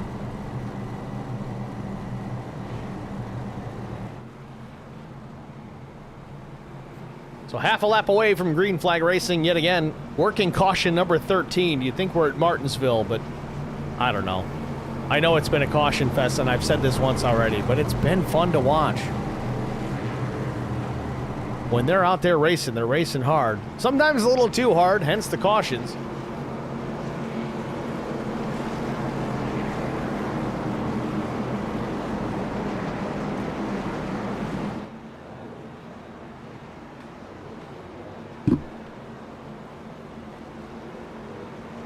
Green flag.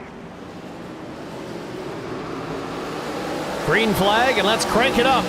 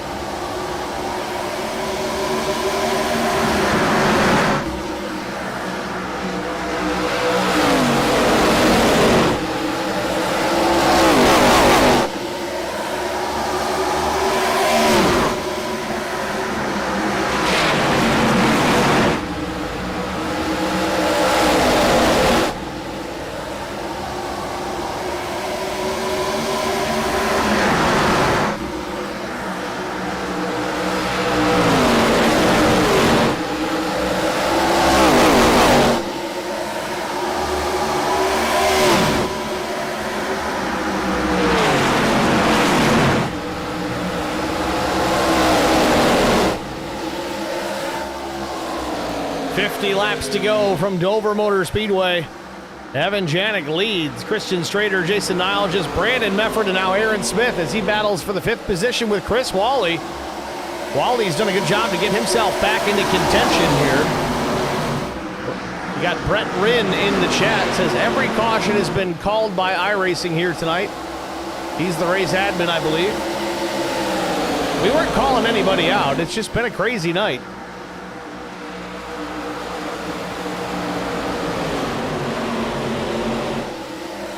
Aaron Smith now still battling with Chris Wally.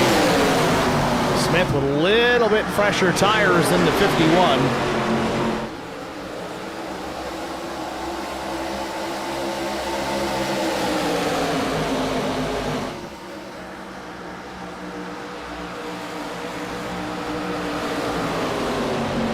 Following up on Brett Rinn, again the race admin here tonight. It's a tough place to call cautions. Again, with 40 cars, you got to kind of keep your eye on the whole thing. It's not an easy job.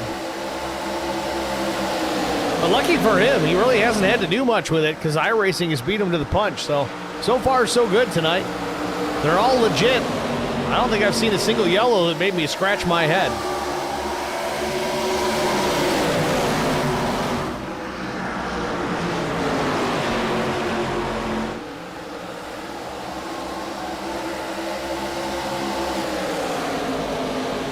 Janik still out in front, about a tenth and a half ahead of Christian Strader. Strader's done a good job here. Started third, has really maintained the position in the top 5, top 10 most of the evening. Doing a great job to stay out of the mess, stay out of the weeds, avoid the squirrels.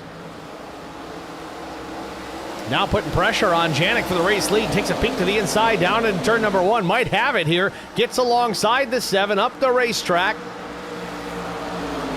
Not a Tommy Baldwin car, but I'm sure he'd like to see it stay out front. Might not be the case, but no, here we go. Janik gonna battle back.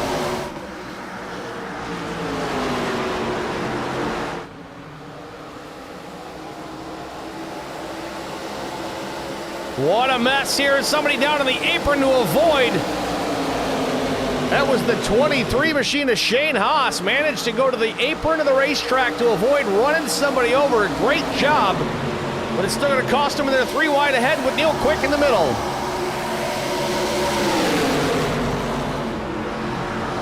What is happening? Meanwhile, Christian Strader has taken the race lead away. Janik slips back to P3. Niles just now into the 2nd spot. Mefford 4th. Aaron Smith marching to the front in P5.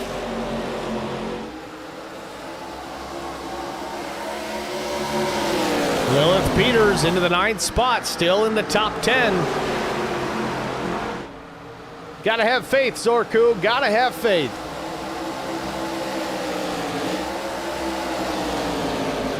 Peters now in behind TJ Majors. There's a few cars ahead of her with the same tires. Just a few. Meanwhile, back out front, Strader leads by 3/10 over the 88 of Jason Niles. That's what 3/10 looks like, folks. It's a couple of car lengths. At 165 mile an hour, that's all it is.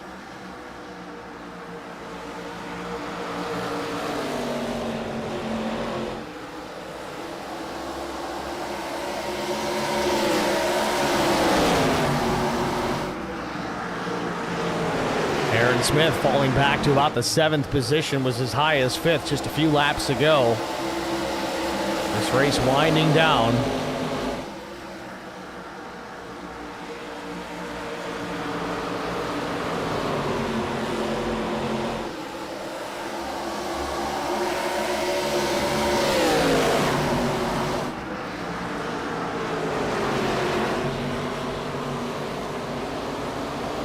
Janik with a run, crossover looking to happen here. No, stays to the back bumper of Johnston. Didn't have enough momentum to carry that into the corner. Now Aaron Smith will try and take advantage.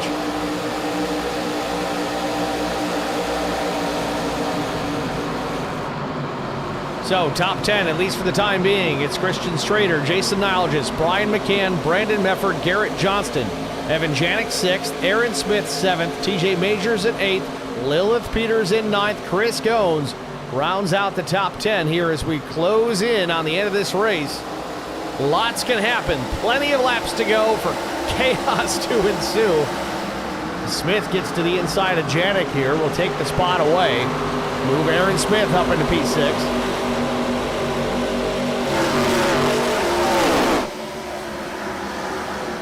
And we got old Brian Torsha in the track limits chat. Thanks for checking in, Brian. Says, good racing. Long time no talk, buddy. Glad you're here.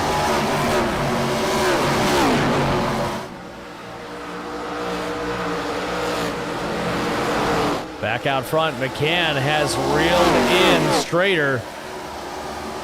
McCann up to the second spot. Now, McCann, pit stop, lap 115, Strader, lap 92, and the caution comes out. Give me your 10th there, bud.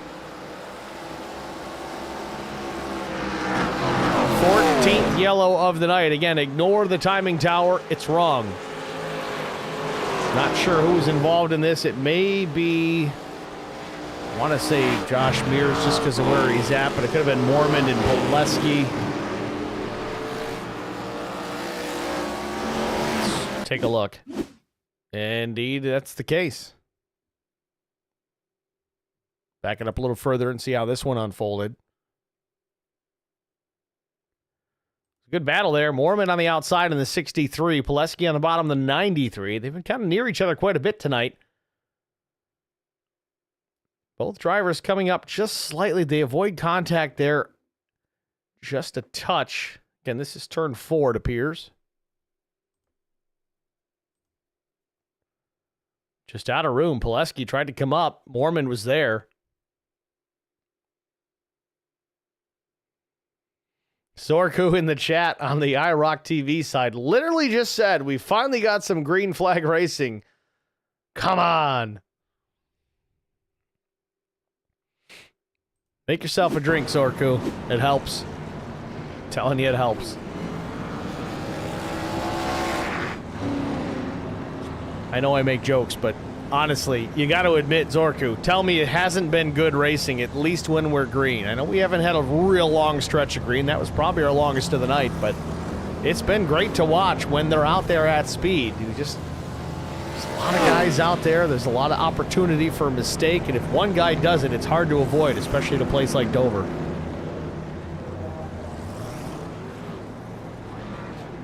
So with this caution and the drivers that are opting to come down and pit, it has given the lead to the 6 of TJ Majors. So the top 2 made their stop at lap 115. Neil Quick stopped at lap 120. Tyndall was 115. Pretty much everybody back to the 7th spot was 120 or less. But 141 and on down the line there, it's like Christian Strader, Aaron Smith, Nilges, Pendergraph, pretty much everybody else down all the way back to Chris Wally in the 28th spot. Took an opportunity to put some tires on. So we kind of got the same thing going on. Fresh tires outside the top 7, 8. So comers and goers, folks. That's what we all want to see, right? Zorku goes, I gave up alcohol years ago, but it's certainly tempting. Yeah, I can't say I blame you. It's not a bad idea. I don't know. I enjoy it too much. Certainly a whole lot healthier if you don't, but guess we all got to die of something, right?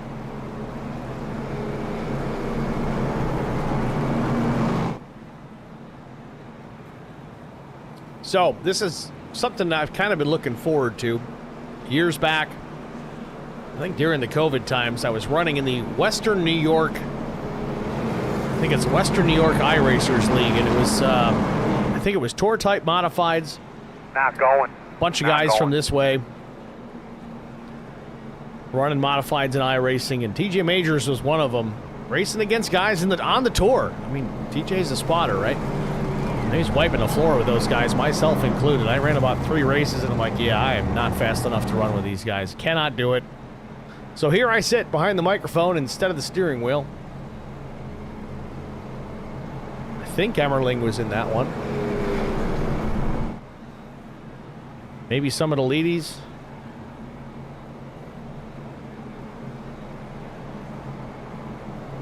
Catalanos. They all schooled me. It was embarrassing. I was really trying to get him to run the Glen. At least I'd have a shot, but either way. We'll see how TJ Majors runs here in clean air. If he can get clear of the 76 of Butler. Again, equal tires for the top two as we get ready for the restart.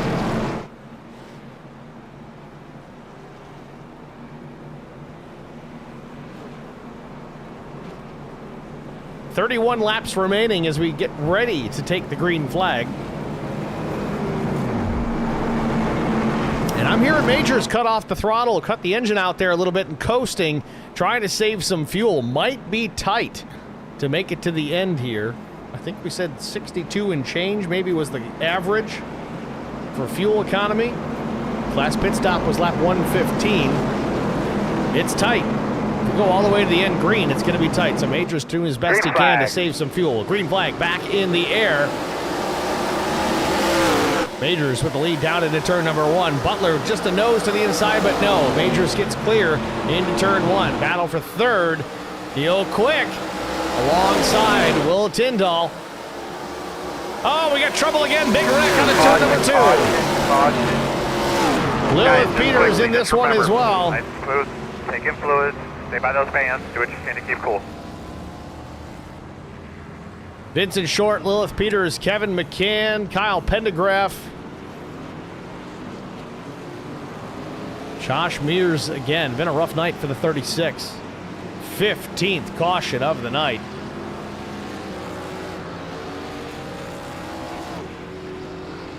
Zorko, I know you said it was tempting, but don't do it, buddy.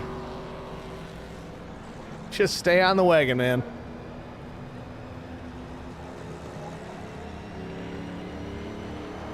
Peters in the pits.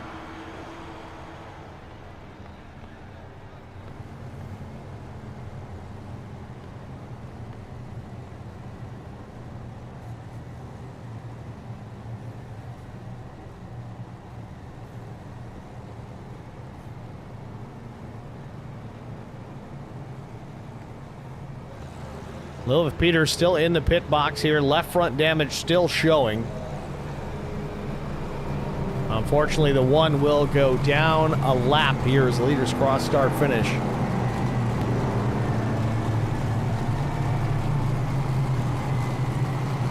I know it's been a kind of a chaotic night as far as cautions are concerned, but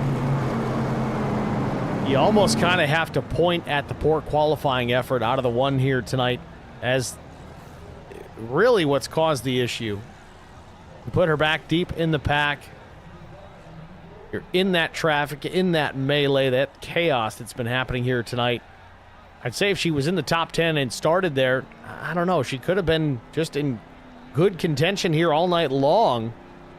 She didn't have to gamble on tires early on, but now she sits in pit lane with damage on the race car. Still trying to get that fixed. Had to burn the fast repair earlier. Zorko. Nope, too late. Headed out to the booze store to drown my sorrows. Todd Cleek says maybe that's what I need. I don't know, maybe he's talking about the booze too, but... Ay, ay, ay. If you guys are frustrated with all the cautions, just hang in there. I think we'll still get a good finish out of this. As I've said a million times tonight, the green flag action tonight has been great. And as a broadcaster, a single broadcaster up here in the booth, once in a while I'll get Zach Millett or Chris Goins to jump up in the booth with me. But Goins, of course, is racing in this league, so he's not going to be up here. And I think Millett's running some officials on a regular basis in this time slot as well, so I'm not going to have him here either. So, yeah, sometimes it can get a little frustrating with all the cautions, but I don't know, man. I think the green flag action we've had has kind of outweighed the bad.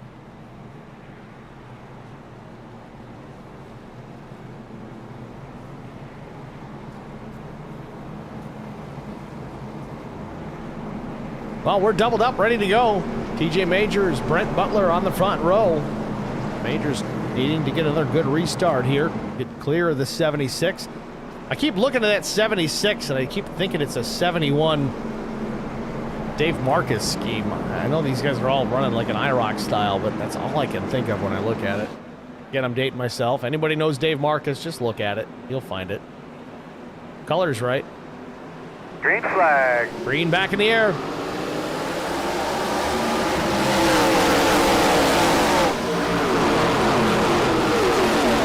Majors gets clear. Now into the second spot. Neil Quick side by side with Butler. Out of turn number 2. Now he's clear as well.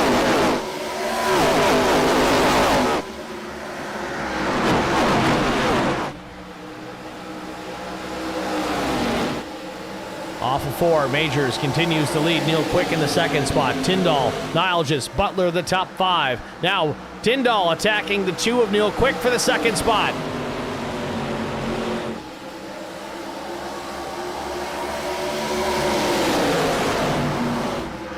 Caution. And yellow is out. We got, big time trouble. Chris Goins gets nailed. His day likely done with 25. Oh, he's driving it away. Unbelievable. Chris Goins gets just murdered into turn number 3 and still able to drive away from the scene.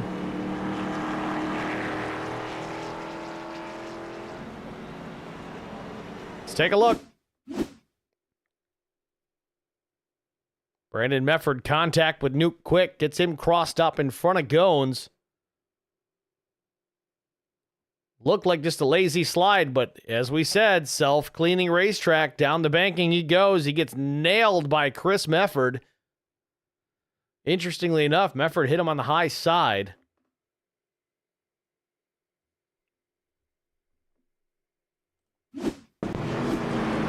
Caution number 16 here at Dover. What a mess.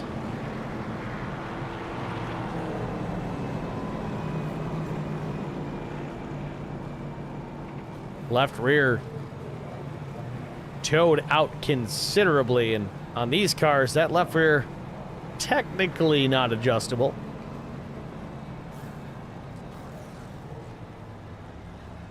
See if Goins still has the fast repair. There it is, fast repair for Chris Goins. Crisis averted.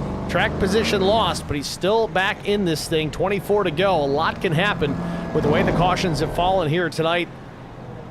Still plenty of opportunity for Chris Goins to get through this. However, that also means that plenty of opportunity for Chris Goins to get caught up in another one.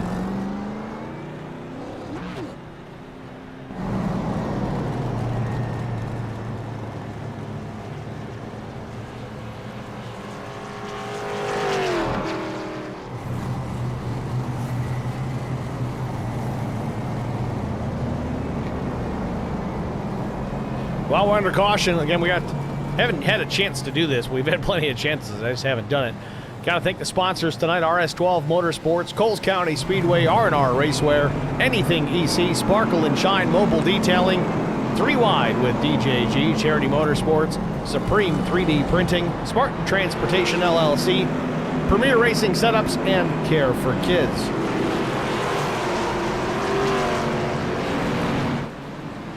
Also taking a look at the schedule upcoming here. We've got the Keith Clemens Memorial, September the 8th. Taking a week off for Labor Day next week, so race 4, 2 weeks from tonight. Kansas Speedway, 125 laps the distance.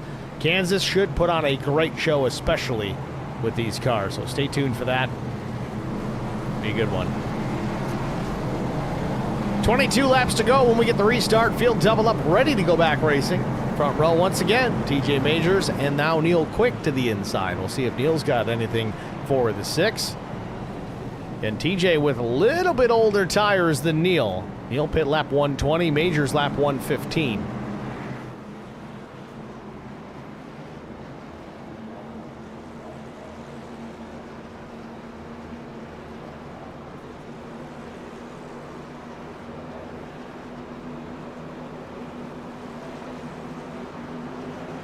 Green flag.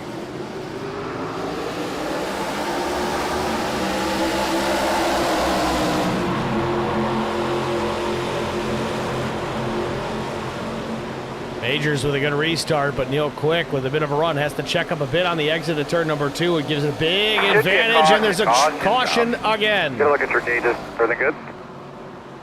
Not sure what brought this one out just yet. Vincent Short in trouble.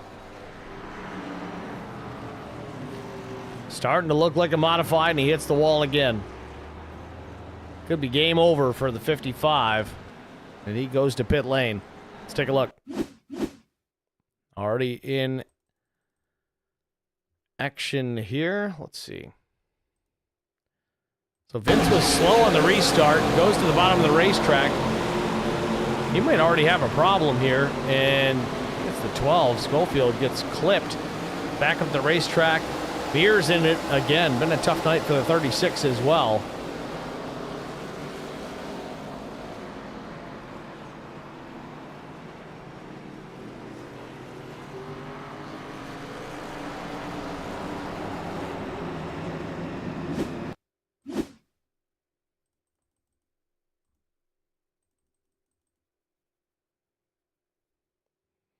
I don't know if Vince missed a shift or what the situation there is. I'm going to try and ride on board here with Vincent Short and listen. This was coming to green.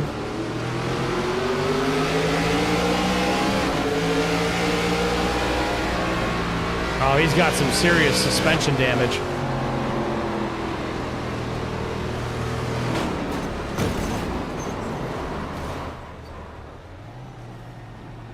Yeah, so coming to green, Short had a problem in the suspension. It just would not turn. I think he picked up on it pretty quick. Fortunately, not quick enough.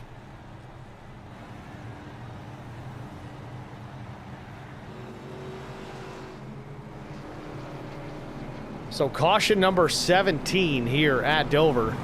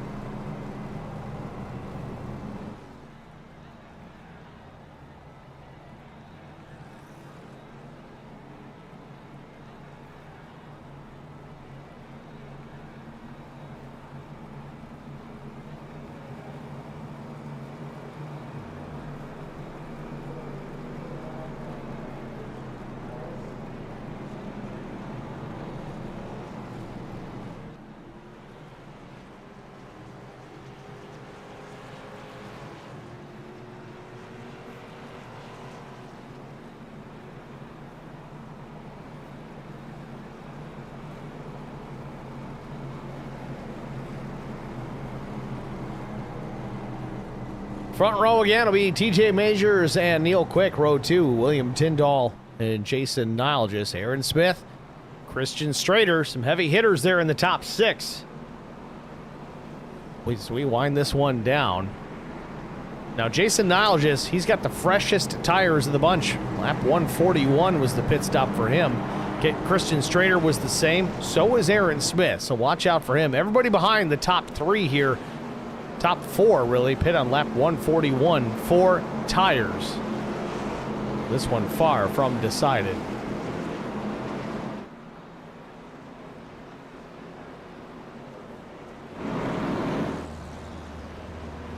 Green flag.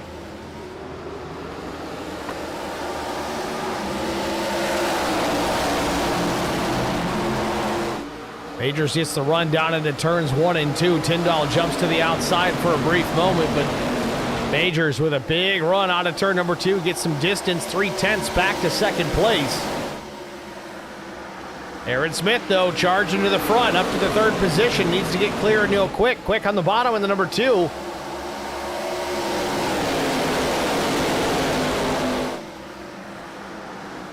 Oh, trouble! Neil Quick goes around. Caution. Okay, quickly tell me what you think you had there.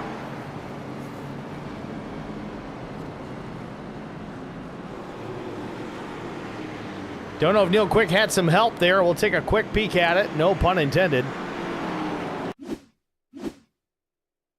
Definitely had help. Garrett Johnston getting to the left rear of Neil Quick. Neil tried to straighten it out, but Pettit just full bore into the driver's door of the 2. 26, kind of the same.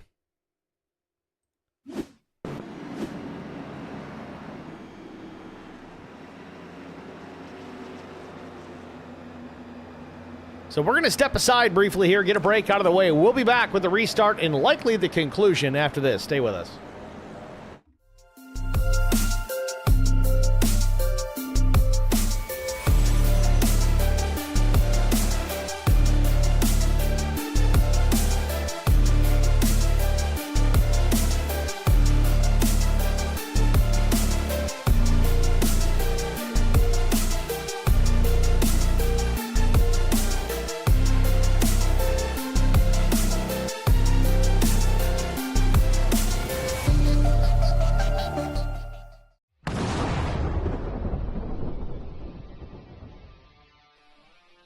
Spartan Transportation and Spartan Logistic Management is your one source for all your shipping needs. 53-foot dry van shipments, auto transport shipments, full-service in-house brokerage, drop-lot facilities, just-in-time deliveries to all auto manufacturers, facilities in St. Louis, Missouri, Kansas City, Missouri, and Indianapolis, Indiana. Spartan Logistics LLC, proud sponsor of the IROC Series, Kyle Steffens UMP Modified and Silver Crown Driver, and Gordy Gundaker, World of Outlaws late model. Visit us at spartan-logistics.net or find us on Facebook.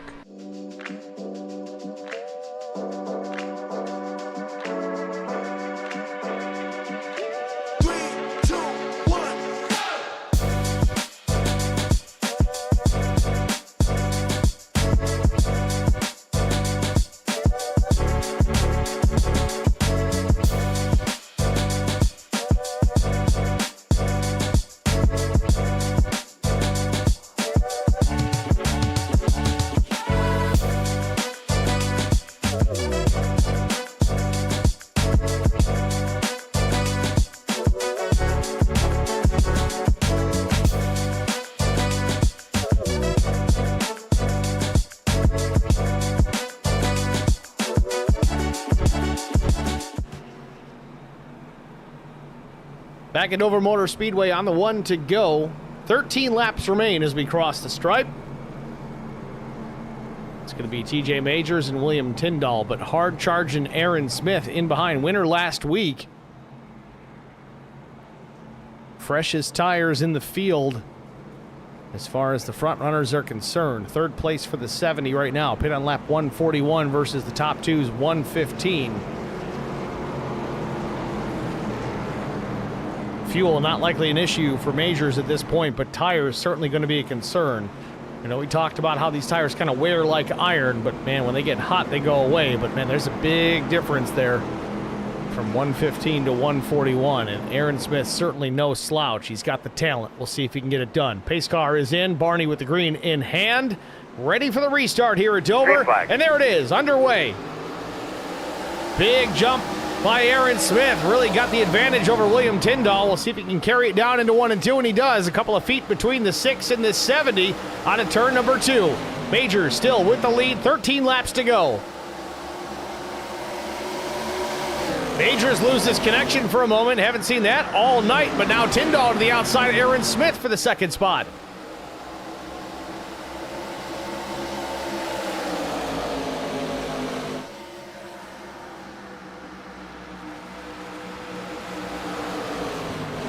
Majors with the lead, a couple of feet separating himself and Aaron Smith. Smith jumps to the inside.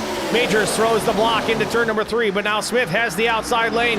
Then Majors get clear and block the run. Looks like so far so good. Side by side for second. Yet again, Tyndall not willing to go away. Yellow's out. And yellow flag again. Can you see the pit sign now, or is it get more acclimated to it, or is it still difficult? Chris Wally and Neil Quick involved in this one. Pace car kills Wally again.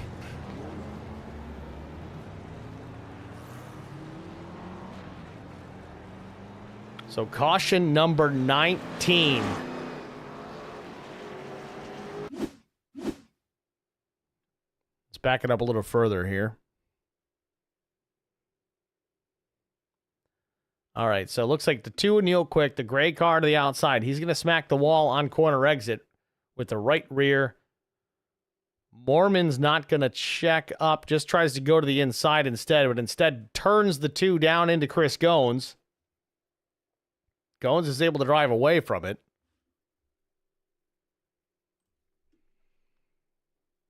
Chris Wally gets into this. Shane Haas is a part of it as well. Looks like the 26 is going to get a big chunk also. That's Peter Ruzick.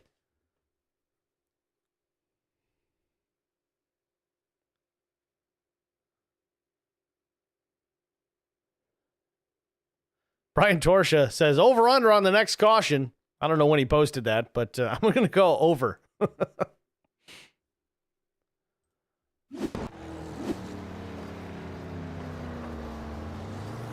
So with 9 laps to go, TJ Majors still leads. Again, I don't see Majors coming to pit lane for any reason at this point. I don't think fuel is an issue. Aaron Smith there second, certainly not a problem with fuel. Has a significant tire advantage over the 6 of Majors. So does Jason Nilgis. William Tyndall, though, in the 4th position with the same age tires as the race leader, has been able to continue to fight with Aaron Smith for that 2nd spot.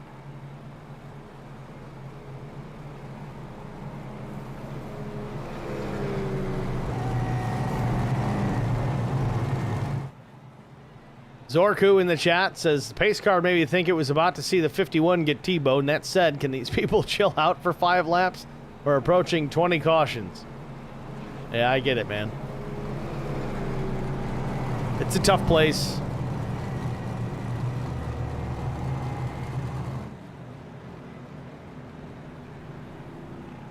I've been calling IROC races for a couple of years now, and they usually put on a damn good show. Getting a lot of talent out there. They don't usually turn a lot of people away, which I don't want them to. You know, you got to gain your experience somewhere, and in this case, it's IROC. If you put 40 cars out in a real life IROC field, I think you, or not IROC, ARCA field, you might have the same results. Brett Rinn, though, in the chat, he's the race admin in IROC. Says they've changed the restart procedure to single file. Hopefully that'll help clean things up a little bit, kind of spread the field out slightly.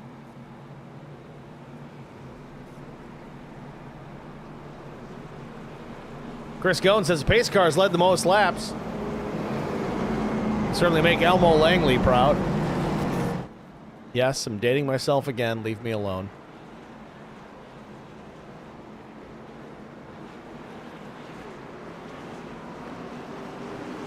Give it a shot. Pace car's in. Majors will get the jump here, but he's got to hold off Aaron Smith. Green flag.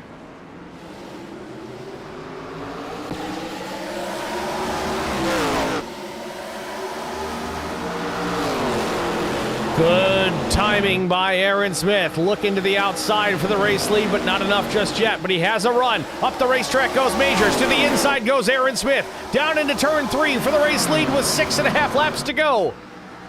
Jason Nilgis hunting the top 2 as he rides in behind. Aaron Smith may have the lead out of turn number 4. Car in the wall, but keeps it straight for now. Still side by side. Majors with the lead into 1 and 2. Majors pinches Aaron Smith down, exit of turn number 2, continues to lead this race. Nilgis, though, trying to go to the front himself. Now alongside Aaron Smith, Majors hangs on to the top spot. Coming to 5 laps to go. Can he hang on for 5 more miles? 2/10 the advantage for TJ Majors. Now Jason Nilgis way up the racetrack. Not going to be a factor with Aaron Smith, at least for the time being. Garrett Johnston now into the 3rd spot. Trouble on to turn number 2. Caution. Save. Brett Butler and Steve Durbin involved in this. Caution for the 20th time here in Dover.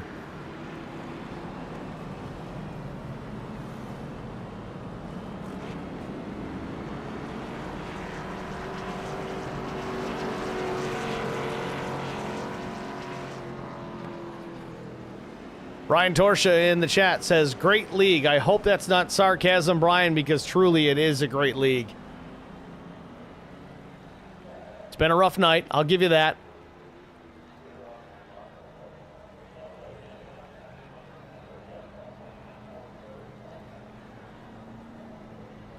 Now, this may send us to an overtime finish here in Dover.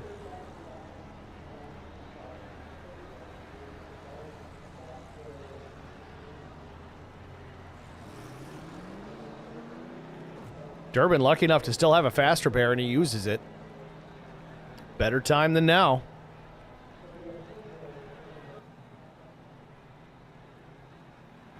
So I think the key to this is two things. It's twofold. TJ Majors needs to hold off Aaron Smith and get a good jump on this next restart, because it does seem that once he's out front, he's okay. He's got the pace.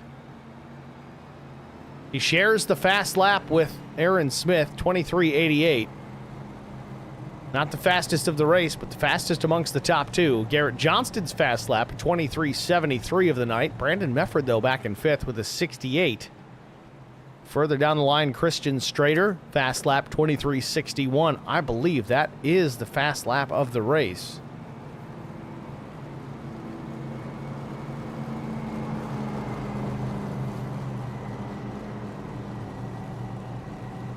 Torch in the chat says, nope, that was sarcasm. It's actually a really good group. I don't remember, Brian, if you raced in this IROC series at all previously or not.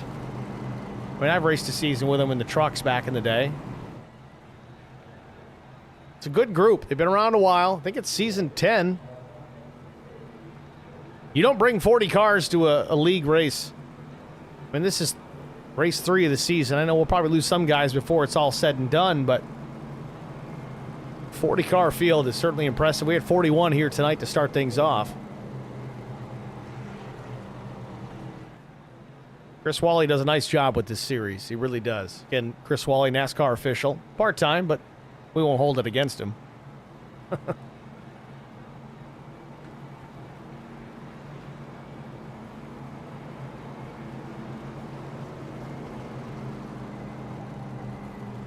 So officially, this will put us into our first attempt at a green-white checkered finish. Again, 3 attempts available if needed. Way it works, we add laps to the race. It's like extra innings in baseball. Well, it's overtime for NASCAR.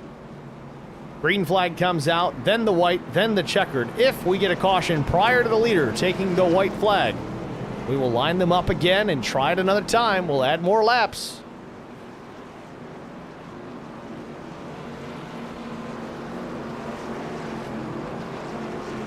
And I got to admit, 20 cautions here at Dover doesn't feel as bad as 15 at Martinsville. I don't know why. Either way. Still single file restart. Pace car is in. Green flag back in the air. Majors, can he hold on for 3 more laps?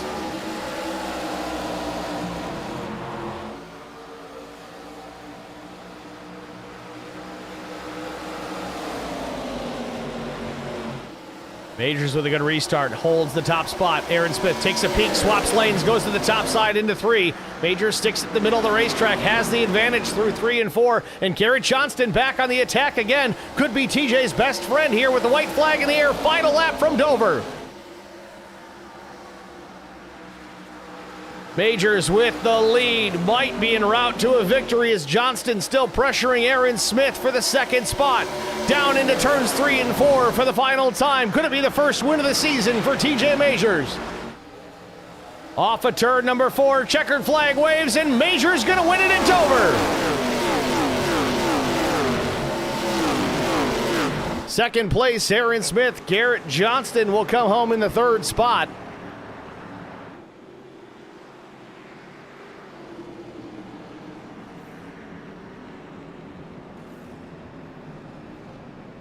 TJ played his cards right tonight. Had to save some fuel, had the cautions to help him do just that. Had the tire disadvantage late in this race, had to hold off Aaron Smith a couple of times in the restart zone. Got it done here at Dover.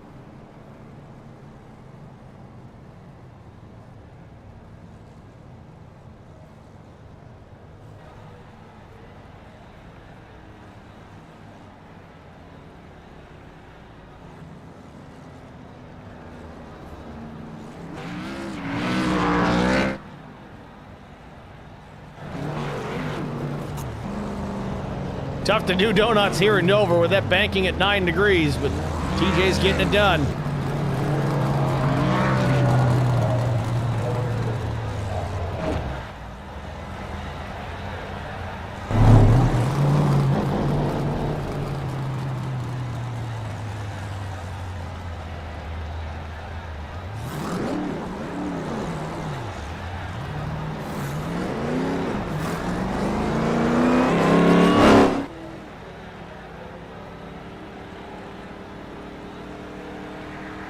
Saved enough to do a victory lap.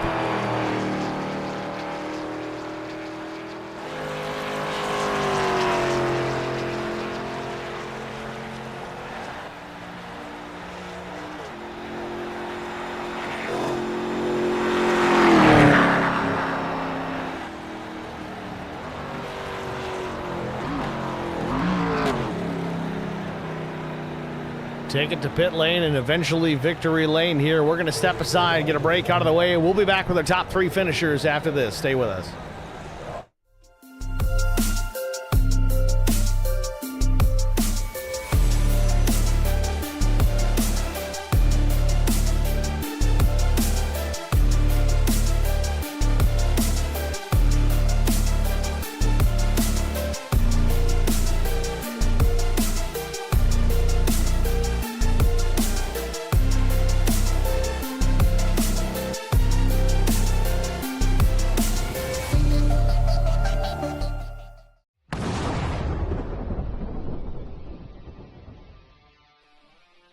Spartan Transportation and Spartan Logistic Management is your one source for all your shipping needs.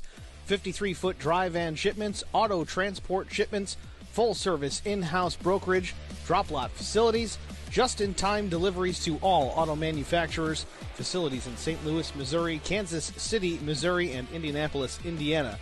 Spartan Logistics LLC, proud sponsor of the IROC Series, Kyle Steffens UMP Modified and Silver Crown Driver, and Gordy Gundaker, World of Outlaws late model. Visit us at spartan-logistics.net or find us on Facebook.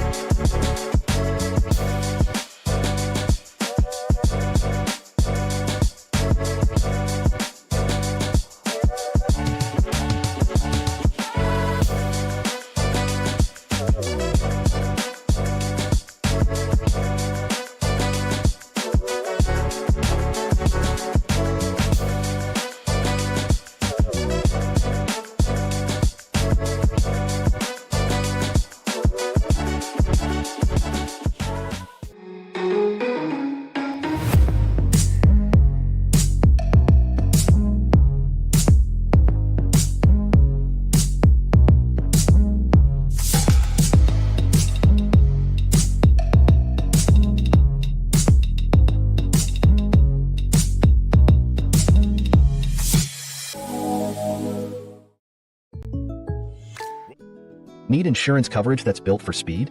Frank Yea's office in South Charleston has your back.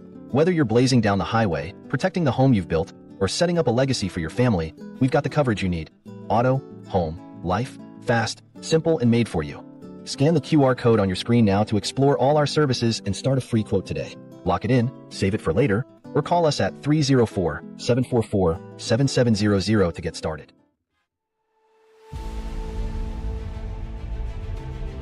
Back at Dover Motor Speedway, race 3 in the books, the Monster Mile 175. Presented by Johnston Timbers LLC. TJ Majors picking up the race win, first of the season here. Got it done early here this year. See if we can get a word with our race winner, the driver of the number 6 machine. We'll pull him up to the broadcast booth. Get a word with our race winner. TJ, it's Steve with Track Limits Network. You got a copy? Yeah, I got a copy on you. TJ, congratulations, man. An awesome run here tonight. Wasn't without some chaos there. You actually bent some fenders and some sheet metal here tonight, but fast repair got you back in this thing. Once you got out towards the front, really no looking back. You had to hold off Aaron Smith and Garrett Johnston on some old tires, but you got it done here at Dover. Walk us through your race. How'd you get it done? I just wanted to save tires the whole first half of the race and be there at the end of a long run if we ever got one. Didn't really ever get one, so never really played out there. Entered the race with 2 sets of tires still, so that's probably the most out of everybody. But I got in the middle and got moved up the track a little bit off of 2 into another guy out there, and that escalated quickly and had to use a fast repair, but then just kind of took my time through the pack. Couple scary moments, but fun race overall. A lot of yellows, but hopefully it cleans up next week. Certainly a fun one to watch. We did have a ton of yellow flags here tonight, but the green flag action that we got to watch here tonight certainly worth the wait for the finish that we had this evening. We move on to Kansas, as you mentioned, a different racetrack, certainly an intermediate style racetrack.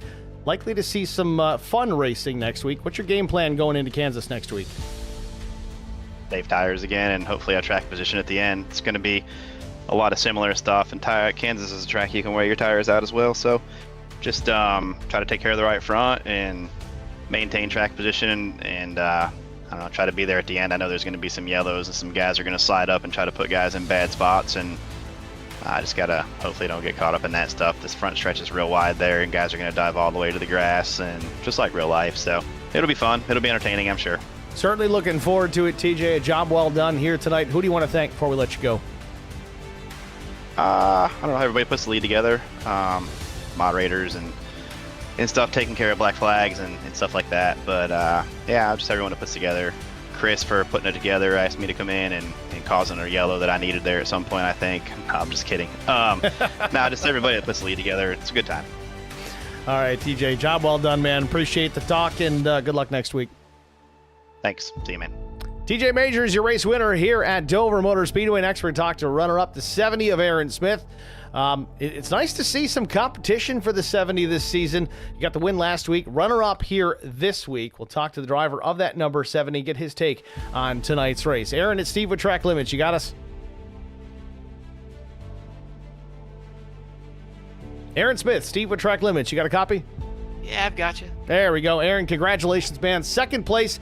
15th place starting position here tonight, so obviously positions gained. That's always a good thing, but one short from what I'm sure you wanted to try and make it 2 in a row. Walk us through your race. What was the strategy starting almost mid-pack and then quietly working your way through the field and trying to get TJ Majors for the win here tonight? Yeah, I think I mentioned it last week, but I absolutely despise this track. No matter what stock car you put me in, I burn the right front up and I'm absolutely useless. So 15th was about where I belonged if this ended up going green. But fortunately, we got a bunch of cautions. I took some tires, took 2 tires sometimes, and it worked out for me there in the last run. We kept getting those cautions, and the heat cycles kept getting reset. It made it very difficult to make progress on TJ up there, but I wasn't going to kill him. I don't like killing people for wins, so I've already got one. I'll go for another next week. So speaking of next week, Kansas Speedway, a racetrack that has really put on some good racing, whether it's in Xfinity or the Cup Series. I'm sure in these ARCA cars, it's going to be a fun one to watch next week as well. But how do you prepare for the intermediate out of Kansas next week? Well, I'm not too sure. That's not the kind of track you'd really see me practicing all that much. The thing about the cookie cutters is that the approach is about the exact same every one you go to. Like we have Vegas, we have Michigan, Atlanta, Charlotte, a lot of the same track over and over again. Like I said, the approach is going to be all the same. And I actually have a few tutorials posted on the Slingshot Racing League YouTube channel for people who want to kind of look into the ARCA car and see how they can get better, because I think I give pretty good advice, but I'll try to apply it and see if I can come up with another good result. Certainly looking forward to it, Aaron. Congrats again on the second place finish here tonight at Dover. Who do you want to thank before we let you go? Yeah, I'd like to thank all the folks at the IROC Challenge for putting on another great race. I wish we could have gone green a little longer there, but for the sake of my track position, I think it's for the best we didn't. But I'd like to thank you for broadcasting, all the folks for watching. Looking forward to getting back at it again next week. All right, Aaron. Thanks for talking to us, man. Good luck at Kansas. 10-4. Thank you. Aaron Smith, runner-up here at Dover. Next, it's Garrett Johnston, the third-place finisher in the 15. Man, I don't know where he came from. We didn't see a lot of him until the latter stages of this race, but, man, he came on strong. Certainly had something for Aaron Smith in the latter stages. Just wasn't quite enough to get that second spot, but third place, I'm sure he'll take it. We'll ask him about it here. We got him in the booth. Garrett, it's Steve with Track Limits. Do you got a copy? Yes, sir, I do. Garrett, congratulations, man. Fifth place finish. You run quick here in qualifying and really held on to it at the later stages of this race. Man, we saw you really putting the pressure on the 70 of Aaron Smith. Aside from putting the bumper to him there late, was there anything else you could have done to get around the 70 for that second spot? Oh, I think I was a little better on the long runs compared to a lot of people, and that was pretty much the strategy just from the get-go, is just try not burn your stuff up too quick. But as you and everyone else saw, we didn't really get a whole lot of long runs there at the end, so probably not. And I wasn't gonna move them. It's too early in the season to be making enemies like that. Well, nevertheless, you look strong out there. It was an impressive run here tonight at the Monster Mile. Looking forward now, a little more space, a little more room to work at Kansas Speedway. Cookie cutter, as Aaron Smith called it, intermediate racetrack at Kansas next week. How do you get ready? How do you plan the attack to maybe pick up the win a little bit better next week at Kansas?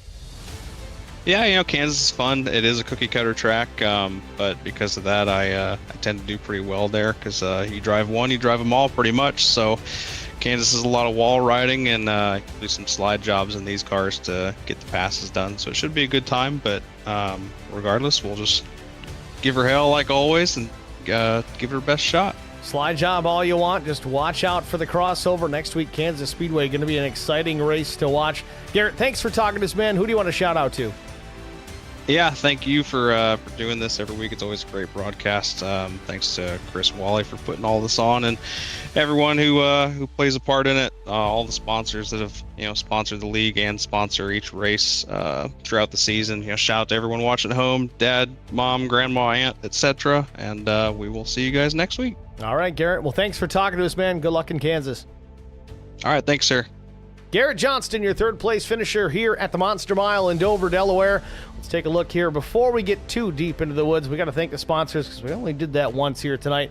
RS12 Motorsports, Coles County Raceway, R&R Racewear, Anything EC, Sparkle and Shine Mobile Detailing, 3 Wide with DJG, Charity Motorsports, Supreme 3D Printing, Spartan Transportation, Premier Racing Setups, and Care for Kids. And it's Coles County's Speedway, not Raceway. Sorry, misspoke there.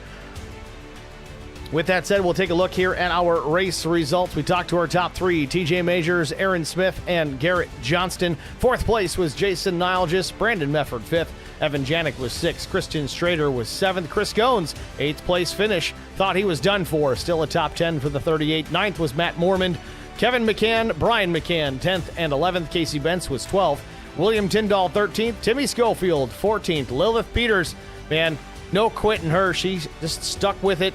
Didn't quit. 15th place finish for the one. She had a shot at a top 5 or better tonight for sure. Chris Wally was 16th. Philip, hang on, I got the pronunciation here. Chartier? Maybe it's Chartier? Chartier? I don't know. I'm still screwing it up. But either way, we're getting close. He said the way I was doing it before was fine. He finishes in the 17th spot. Zach Kleek was 18th. Kyle Pendergraph was 19th. Steve Durbin comes home in the 20th position. 21st was Shane Haas. 22nd, Peter Ruzick. 23rd, James Pileski. Adam Pettit was 24th. Nuke Quick, 25th. 26th, Brent Butler. 27th, Neil Quick. Larry Bruner, 28th. Vincent Short was 29th. Matt Kopp, 30th. 31st, Chris Mefford. Jesse King, 32nd. Kyle Hardy, 33rd. Josh Mears, tough night for the 36th, finishes 34th. Kyle White, 35th. Adam Benefield, 36th. 37th, Todd Kleek. 38th, Chuck Sweeting. Mike Koch was 39th. Andrew Allen, 40th. And last but not least, didn't take a lap under green tonight, credited with the 41st spot, Brandon Leclerc. Got to thank you guys all for tuning in here this evening. If you haven't already done so, hit the thumbs up, the like button here on the stream. We certainly appreciate the patronage, you guys being here, but that like button makes a big difference, not just for us here at Track Limits, as we are dual streaming to both platforms at IROC TV and Track Limits. Give us the like, help us out. It helps both channels. It also helps the league, so it's a win-win all around. Hey, and by the way, it's free to do. It doesn't cost you a nickel. Thanks for watching, everybody. We'll be back here again this Sunday night for the PSRA Open ARCA Series on Sunday evening. We are off on Monday. We'll be back in 2 weeks, Kansas Speedway. Thanks for watching, everybody. Have a great night.